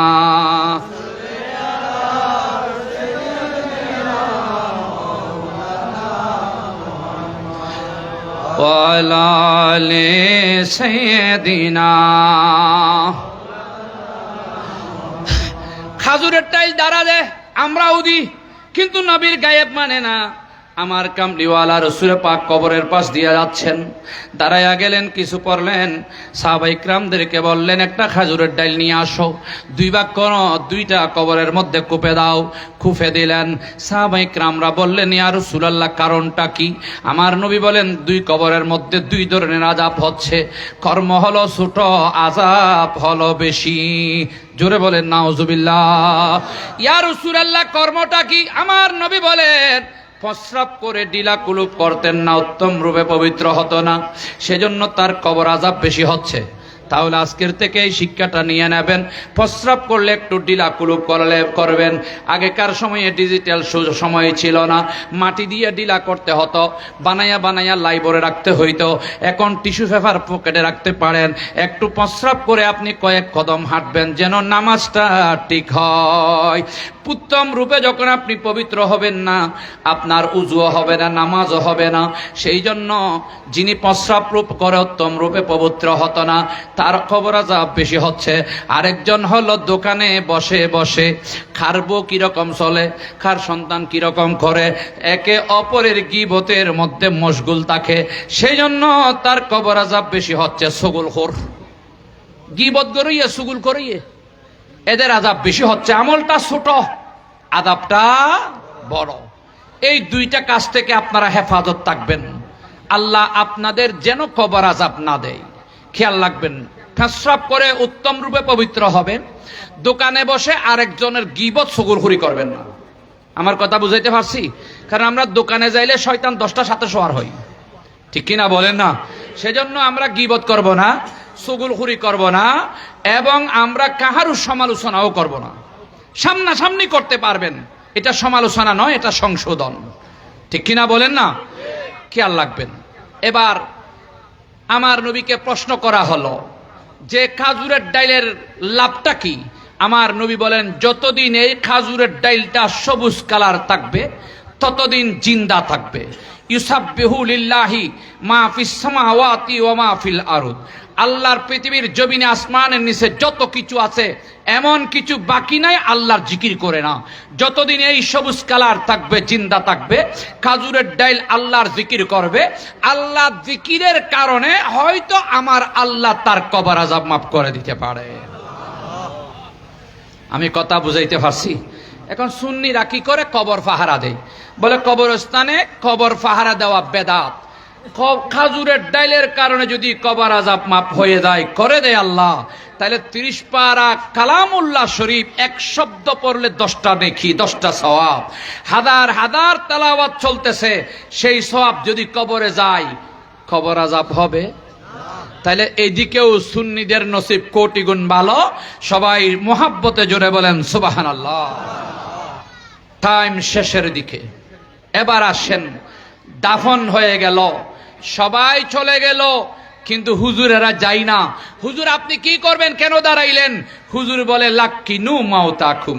মুর্দারকে এখন প্রশ্ন করতে আসবে, আমার দায়িত্ব মুর্দারকে আমরা প্রশ্নের উত্তর শিখাইয়া দেব। জোরে বলেন সুবহানাল্লাহ। তাও সুন্নিদের কাছে। এরপরে শুধু তাই নয়, 1400 বছর আগে কামলিওয়ালা রসুল পাক আমাদেরকে স্পষ্ট করে দিয়েছেন, ইদা দুফিনাল মাইয়াত, যখন মৃত ব্যক্তিকে দাফন করা হতো, ওয়াকাফা আলাইহি ফালইয়াস্তাগফিরু লিআকিকুম। আমার নবী বলেন, যখন মৃত ব্যক্তিকে দাফন করা হতো, আমার কামলিওয়ালা নবী সাহাবায়ে কিরামদেরকে নিয়ে সেইখানে অবস্থান করতেন। বলেন, তোমরা দাঁড়াও, তোমার ভাইয়ের জন্য দোয়া করো, এক্ষুনি তোমার ভাইকে প্রশ্ন করা হবে। আল্লাহ যেন দোয়ার কারণে বান্দার প্রশ্ন সহজ করে দেয়। সেই জন্য আমরা দাফনের পর আবারও দোয়া করি, বারবার দোয়া সুন্নিদের কাছে, আবারও দোয়া করি, আল্লাহ তুমি আমার আল্লাহ মা বাবার কবর আযাব মাফ করে দাও, কবরকে বেহেশতের বাগান বানাইয়া দাও, মুনকিরের নকিরের সওয়ালের জবাব সহজ করে দাও। আমার 1টা 2টা খালি হাতের উসিলায় আমার আল্লাহ বান্দার প্রশ্ন সহজ করে দিতে পারে, বান্দার কবর আযাব মাফ করে দিতে পারে, বান্দাকে জান্নাতবাসী বানাইয়া দিতে পারে। বারবার যখন দোয়া করা হয়, আল্লাহ তকদিরকে পরিবর্তন করে দিচ্ছে। পৃথিবীর জমিনে বান্দারা দোয়া করছে, উপরওয়ালার সমল্লায় বসে বসে বন্দাকে ক্ষমা করে দিচ্ছে। সুবহানাল্লাহ বলেন না? এরপরে আবার দেখা যায় বন্দারা যখন হাত উঠাইয়া দোয়া করলেন, মুনকির নকির সওয়াল জবাব করা শুরু করে দিল। মান রাব্বুকা, ও বান্দা তোমার প্রভুকে? বলে আমার ভাইয়েরা শিখিয়ে দিয়েছেন আমার প্রভু আমার আল্লাহ। ওয়ামান নাবিয়ুকা, তোমার নবীকে? বলে আমার নবী মুহাম্মদুর রাসূলুল্লাহ। জোরে বলেন সাল্লাল্লাহু আলাইহি ওয়াসাল্লাম। যখন এই প্রশ্নের উত্তর দেওয়া হবে তখন রুমান ফেরেশতা একটা সাইনবোর্ড লাগাইয়া দেবে, বান্দার বুকের মধ্যে লটকানো ঝুলানো থাকবে। কিয়ামত পর্যন্ত আমার আল্লাহ ডাক দেবেন, আমার বান্দা যখন প্রশ্নের উত্তর দিতে পেরেছে, আলবিসুহুম বিলিবাসিল জান্নাহ ওয়া আফরিশুহুম বিফিরাশিল জান্নাহ। আমার বান্দাকে জান্নাতি পোশাক পরাইয়া দাও, আমার বান্দাকে জান্নাতি বিছানা বিছাইয়া দাও। কিয়ামত পর্যন্ত আমার বান্দা আমি আল্লাহ আমার নবীকে চেনার কারণে জান্নাতের মধ্যে ঘুমাইতে থাকবে। সেজন্য বলেছিলাম, ও বান্দা কাইফা তাকফুরুনা বিল্লাহি ওয়া কুনতুম আমওয়াতান, কোন জিনিসকে অস্বীকার করো? তুমি মায়ের গর্ভের মধ্যে মৃত ছিলে, ফাআহায়াকুম, তোমাকে জীবিত করেছে, সুম্মা ইউমিতুকুম, আবার মৃত্যুবরণ করাইয়াছে, সুম্মা ইউহয়িকুম, আবার জীবিত করেছে কবরে, সুম্মা ইলাইহি তুরজাউন, যেখান থেকে আসছো সেইখানে আসল বাড়ির মধ্যে চলে যাইতে হয়। জোরে বলেন সুবহানাল্লাহ। সেজন্য যার জীবন সুন্দর মত হবে সুন্দর, যার মত সুন্দর তার কবর হবে সুন্দর। জোরে বলেন না সুবহানাল্লাহ। যার কবর সুন্দর, যেমন নাকি যার জীবন সুন্দর তার মত সুন্দর, যার মত সুন্দর তার কবর সুন্দর। যেমন নাকি এখানে খাজা গরিব নামাজের ওরস শরীফ লেখা আছে। আসেন, আমার খাজা গরিব নামাজ বন্দা নামাজ মাইনুল মিল্লাত ওয়াদ্দিন, ওনার জীবনটা শেষ করে দিয়েছে শুধুমাত্র মুসলমানিত্ব কায়েম করার জন্য। ভারতবর্ষে এসেছেন, কোনো গাড়ি ভাড়া ছিল না, কোনো টাকা পয়সা ছিল না, কোনো কাওয়ারও ছিল না, কোনো গাড়ি ঘোড়াও ছিল না। হাঁটতে হাঁটতে হাঁটতে হাঁটতে মদিনার জমিন থেকে একেবারে ভারতবর্ষের মধ্যে ঢুকলেন। কোন সময়? যেই সময় নামাজ কালমা ছিল না, আর আজানে কামত ছিল না, মসজিদ মাদ্রাসা ছিল না। ঠিক কিনা? ঠিক কিনা? খাজা বাবা যখন করে না গমন, পিতরাজের রাজা ভারতী করিত শাসন।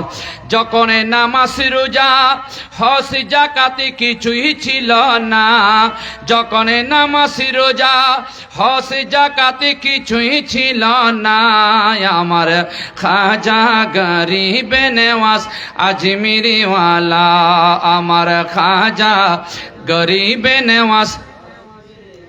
আপনাদের মনে হয় আমার দিকে নাই, মনে হয় এদিক ওইদিক। একটু বলেন না, আমার খাজা গরিবে নেওয়াজ আজমিরি ওয়ালা, আমার খাজা।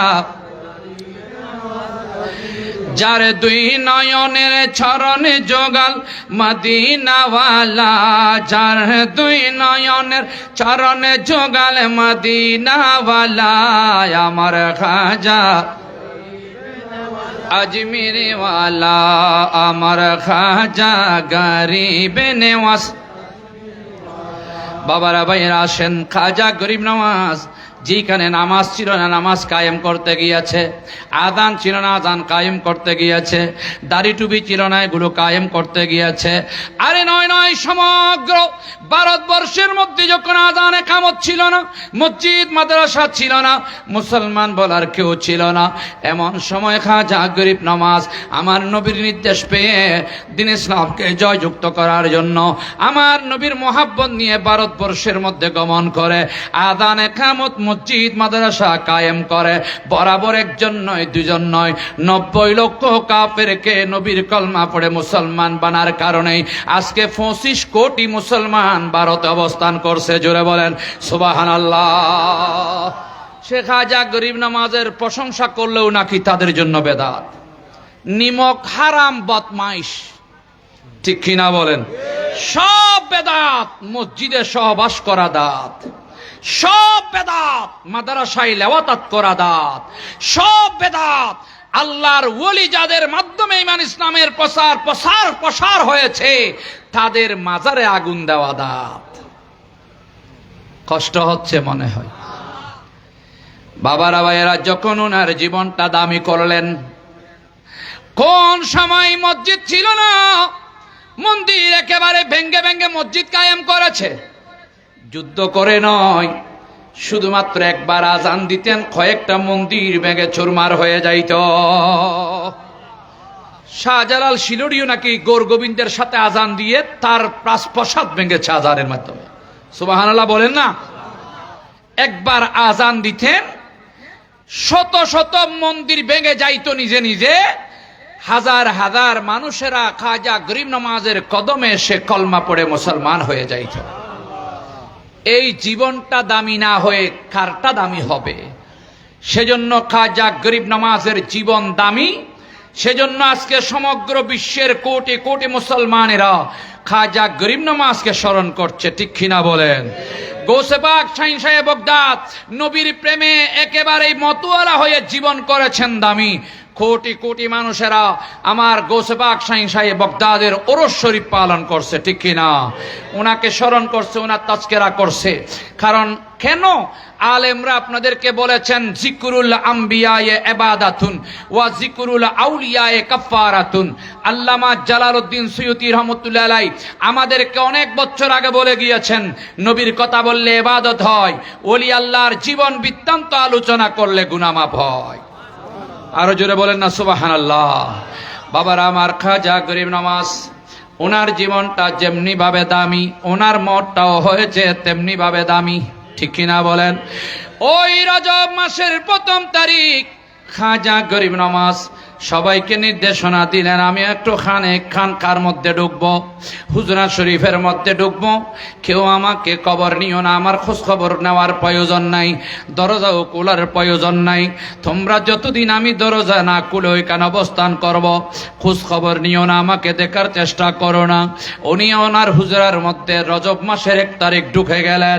6 তারিখ যখন হলো, দেখা যায় অটোমেটিক দরজা খুলে গেল। সবাই হাও মাও করে কান্না করে দৌড় দিলেন। 6 দিন কি গেলেন এবং 6 দিন কিভাবে সময় কাটালেন? খাজা গরিব নওয়াজ হুজরার মধ্যে ঢুকলেন, বরাবর 6 দিন কিভাবে উনি অতিবাহিত করলেন। চলো আমরা সবাই ওনাকে হুজরার মধ্যে একটু দেখতে যাই।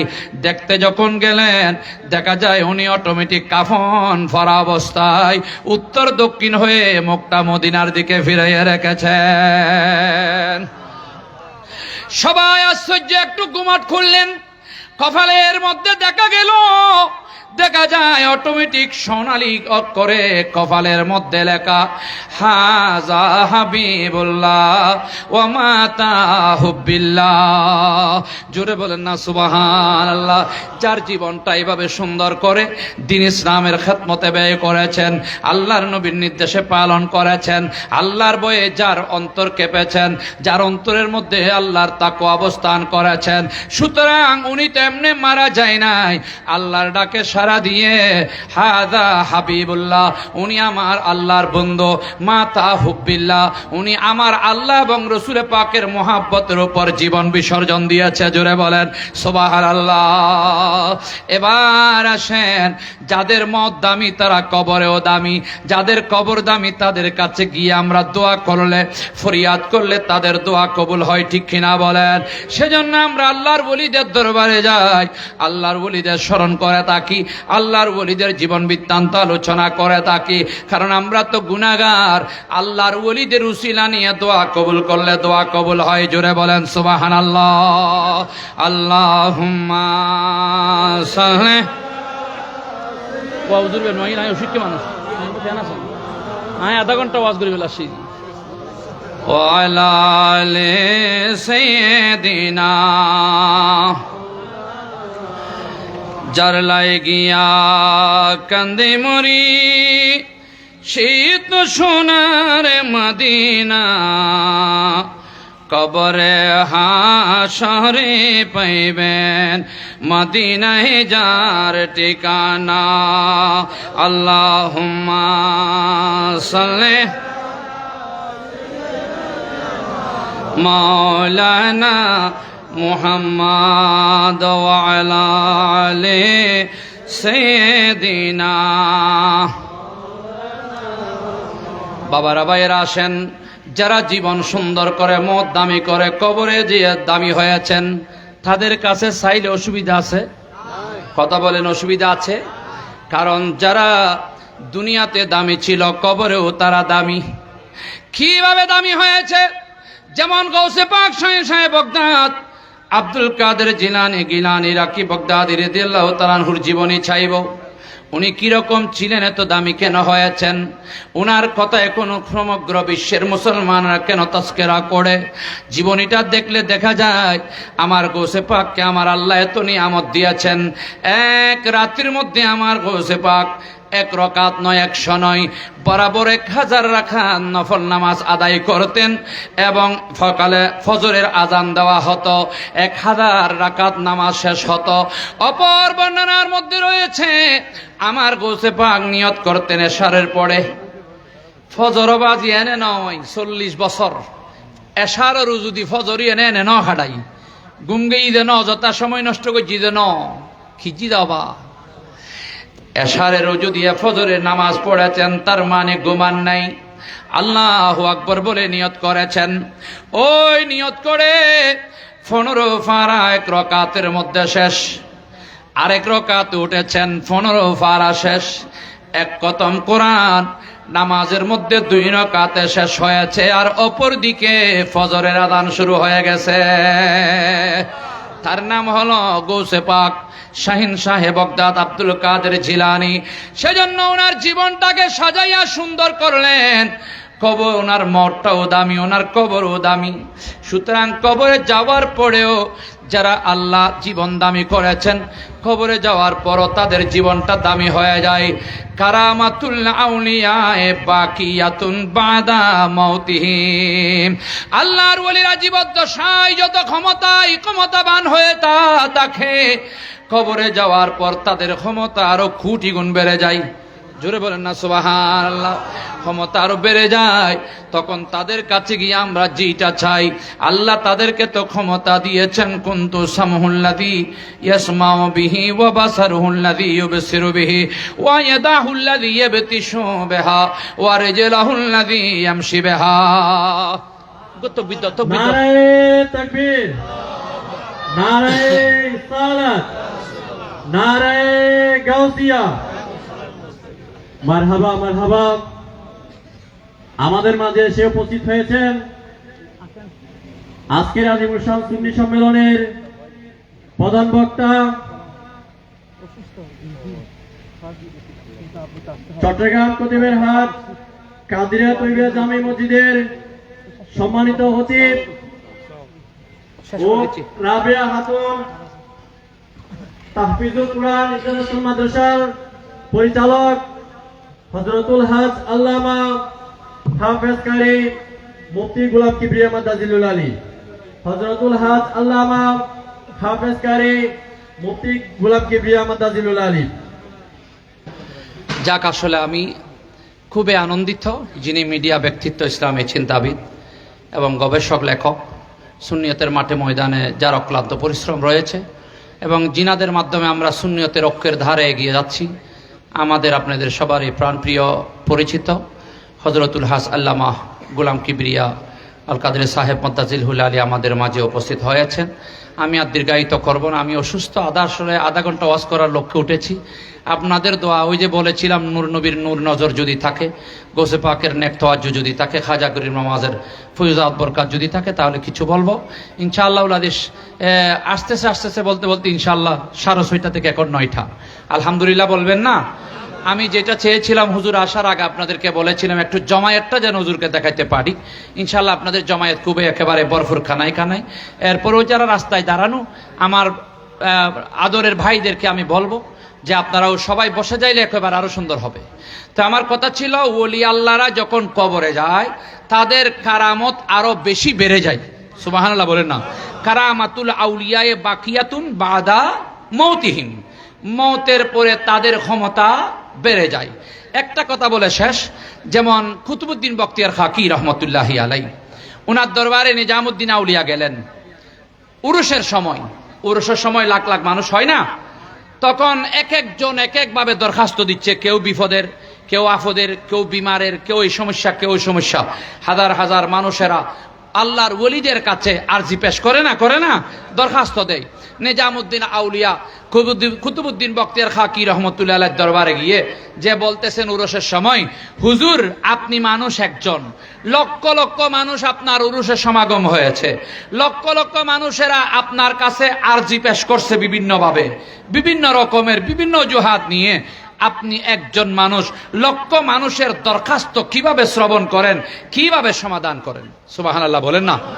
তখন রওজে পাক থেকে আওয়াজ আসতেছে, মোরা জিন্দা পিন্দার চোকেস্তন, মোরা জিন্দা পিন্দার চোকেস্তন, মন আয়ম বজান গর্তু আইবতন।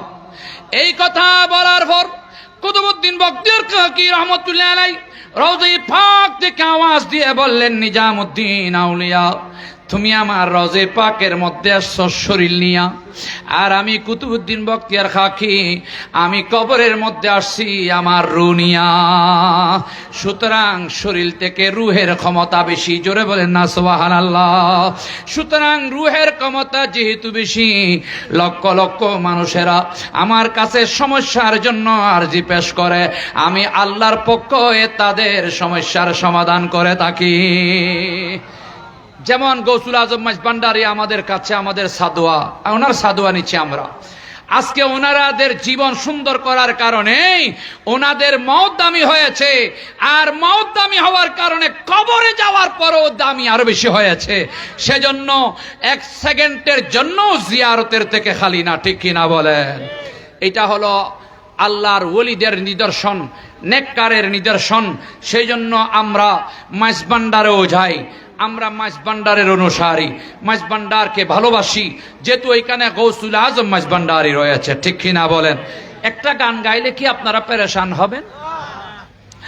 আমরা মাঝভান্ডারের প্রেমে সাগরে সাঁতার দিয়েছি বলেন, আমরা মাঝভান্ডারের প্রেমে সাগরে সাঁতার দিয়েছি, আমরা মাঝভান্ডারের প্রেমে সাগরে,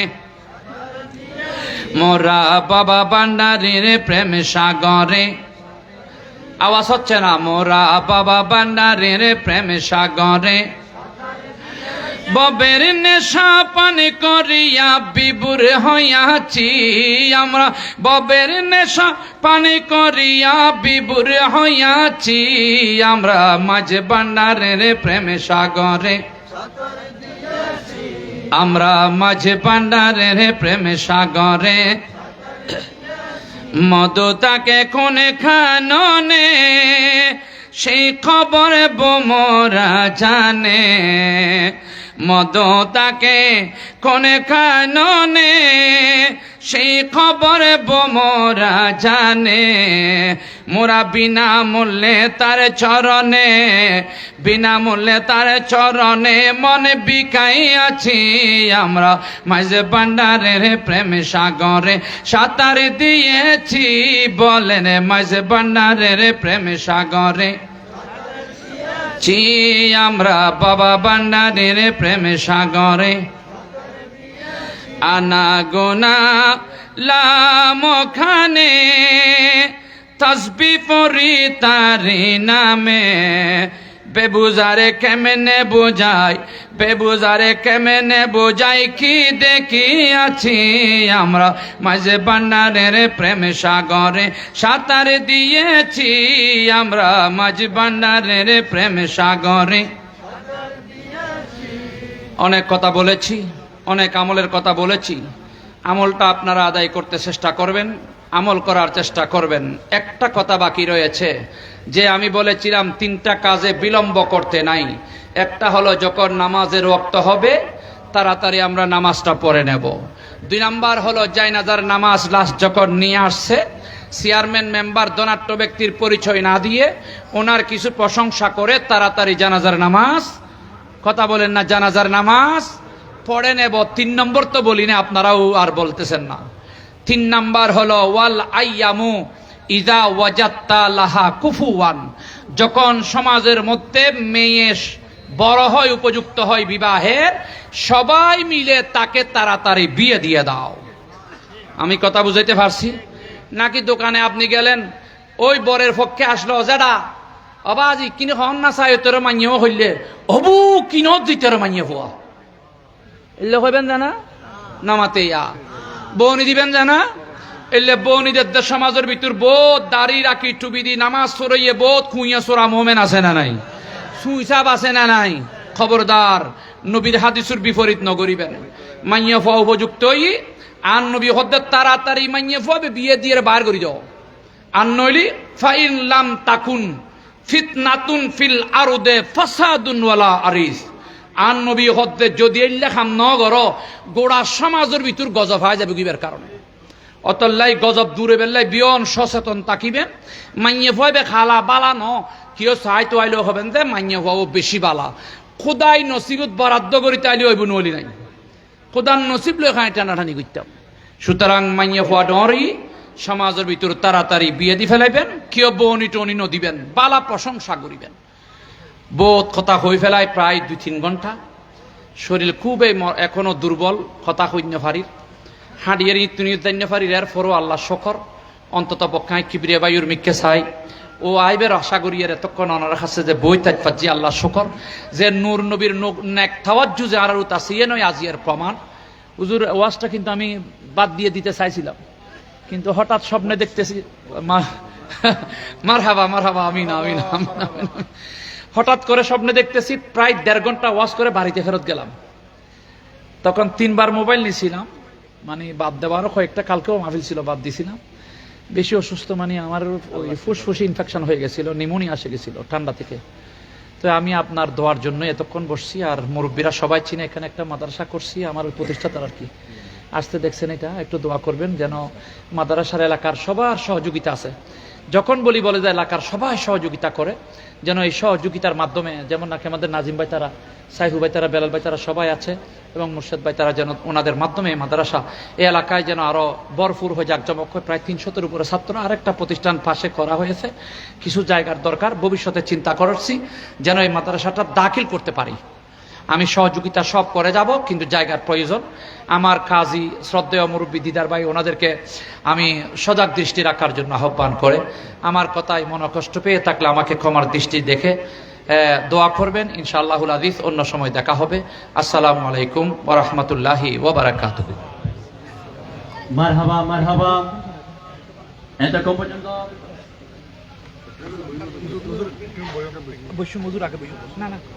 এতক্ষণ পর্যন্ত আপনাদের সম্মুখে কোরআন ও হাদিস ভিত্তিক আলোচনা করেছেন আজকের আজিমুল শাহ সুন্নি সম্মেলনের বিশেষ বক্তা দারুস সুন্নাহ কাদেরিয়া দাখিল মাদ্রাসার সম্মানিত সুপার হযরতুল হাজ আল্লামা মাওলানা সাইফুর রহমান ফারুকী মাদ্দাজিলুল আলী।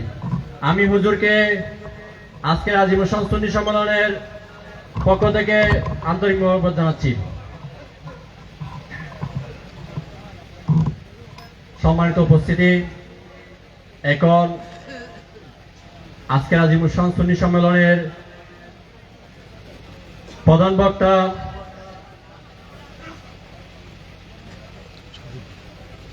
চট্টগ্রাম খতিবের হাট কাদেরিয়া তৈবিয়া জামে মসজিদের সম্মানিত খতিব হযরতুল হাজ আল্লামা হাফেজ কারি মুফতি গোলাম কিবরিয়া মাদ্দাজিলুল আলীকে ফুল দিয়ে বরণ করে নেবেন। আজকের আজিমুল শাহ সুন্নি সম্মেলনের সদস্যবিন্দু।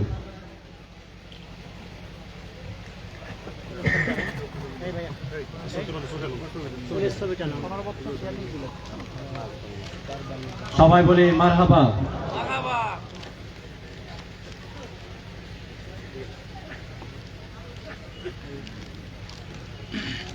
মারহাবা মারহাবা। এখন আজকে আজিমুল শাহ সুন্নি সম্মেলনের বিশেষ বক্তা দারুস সুন্নাহ কাদেরিয়া দাখিল মাদ্রাসার সম্মানিত সুপার হযরতুল হাজ আল্লামা সাইফুল রহমান ফারুকী মাদ্দাজিলুল আলীকে ফুল দিয়ে বরণ করে নেবেন হাজীপাড়া যুব কমিটির সদস্যবৃন্দ।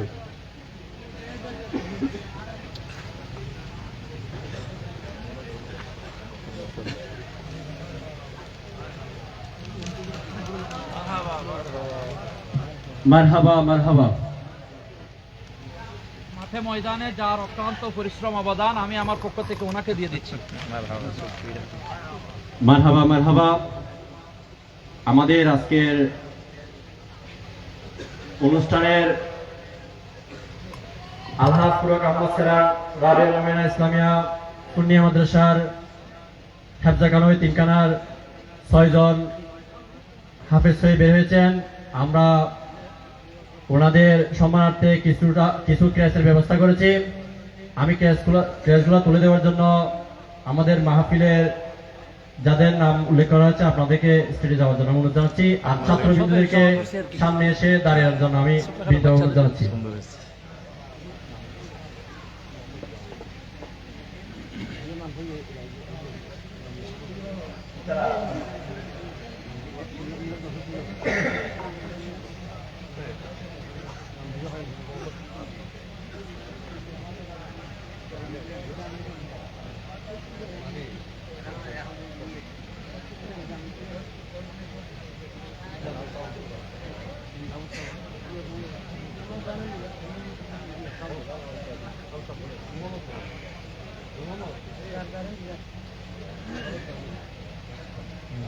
মারহাবা মারহাবা।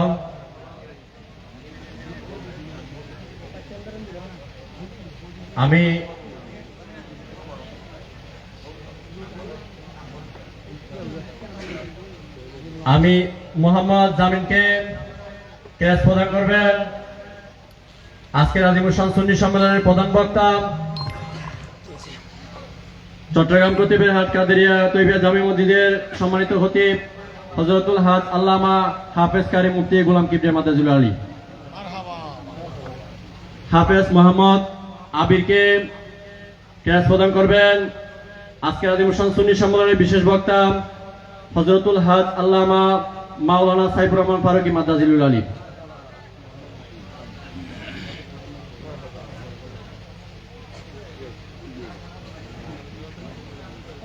মারহাবা মারহাবা। হাফেজ মোহাম্মদ নাইমকে ক্রেস প্রদান করবেন। আজকের আজিমুসান সুন্নি সম্মেলনের বিশেষ বক্তা হযরতুল আল্লামা জনাব মাওলানা শফিউল আলম নিজামী মাদাজিলুল আলী। মারহাবা মারহাবা। এখন হাফেজ মোহাম্মদ সুলাইমানকে ক্রেস প্রদান করবেন। আজকের আজিমুসান সুন্নি সম্মেলনের স্বাগত বক্তা জনাব সালেহ আহমদ সওদাগর।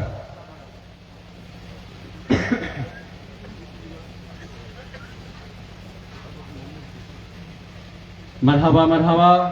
হাফেজ মোহাম্মদ জিফানকে ক্রেস প্রদান করবেন। আজকের আজিমুসান সুন্নি সম্মেলনের সভাপতি হযরতুল হাজ আল্লামা মাওলানা লুকমান হোসেন মাদাজিলুল আলী।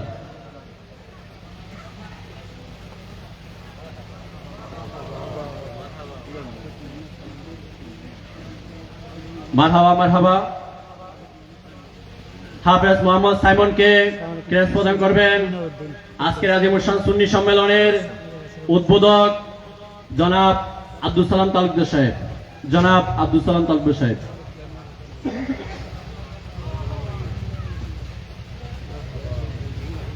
মারহাবা মারহাবা।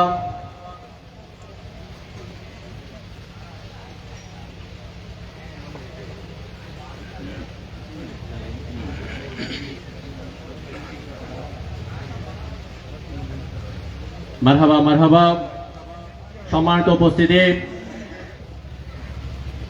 উপস্থিতি আমাদের মাহফিল যত সময় শেষ হবে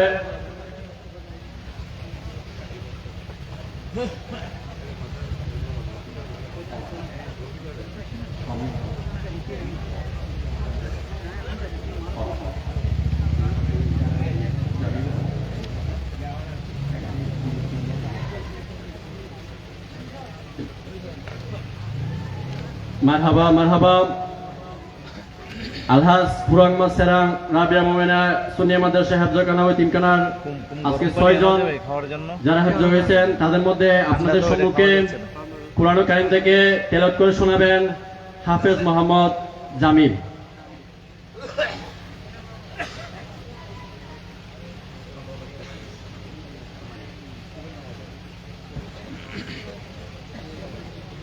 When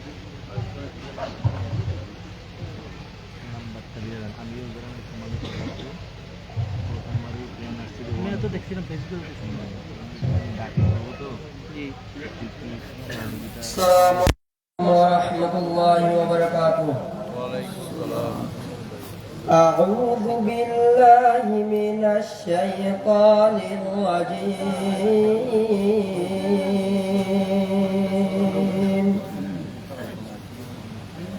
بسم الله الرحمن الرحيم.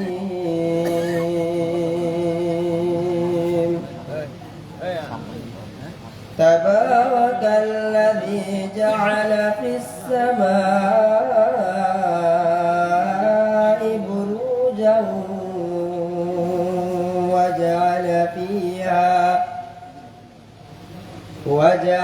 فيها سراجا وقمرا منيرا وهو الذي جعل الليل والنهار خلفة لمن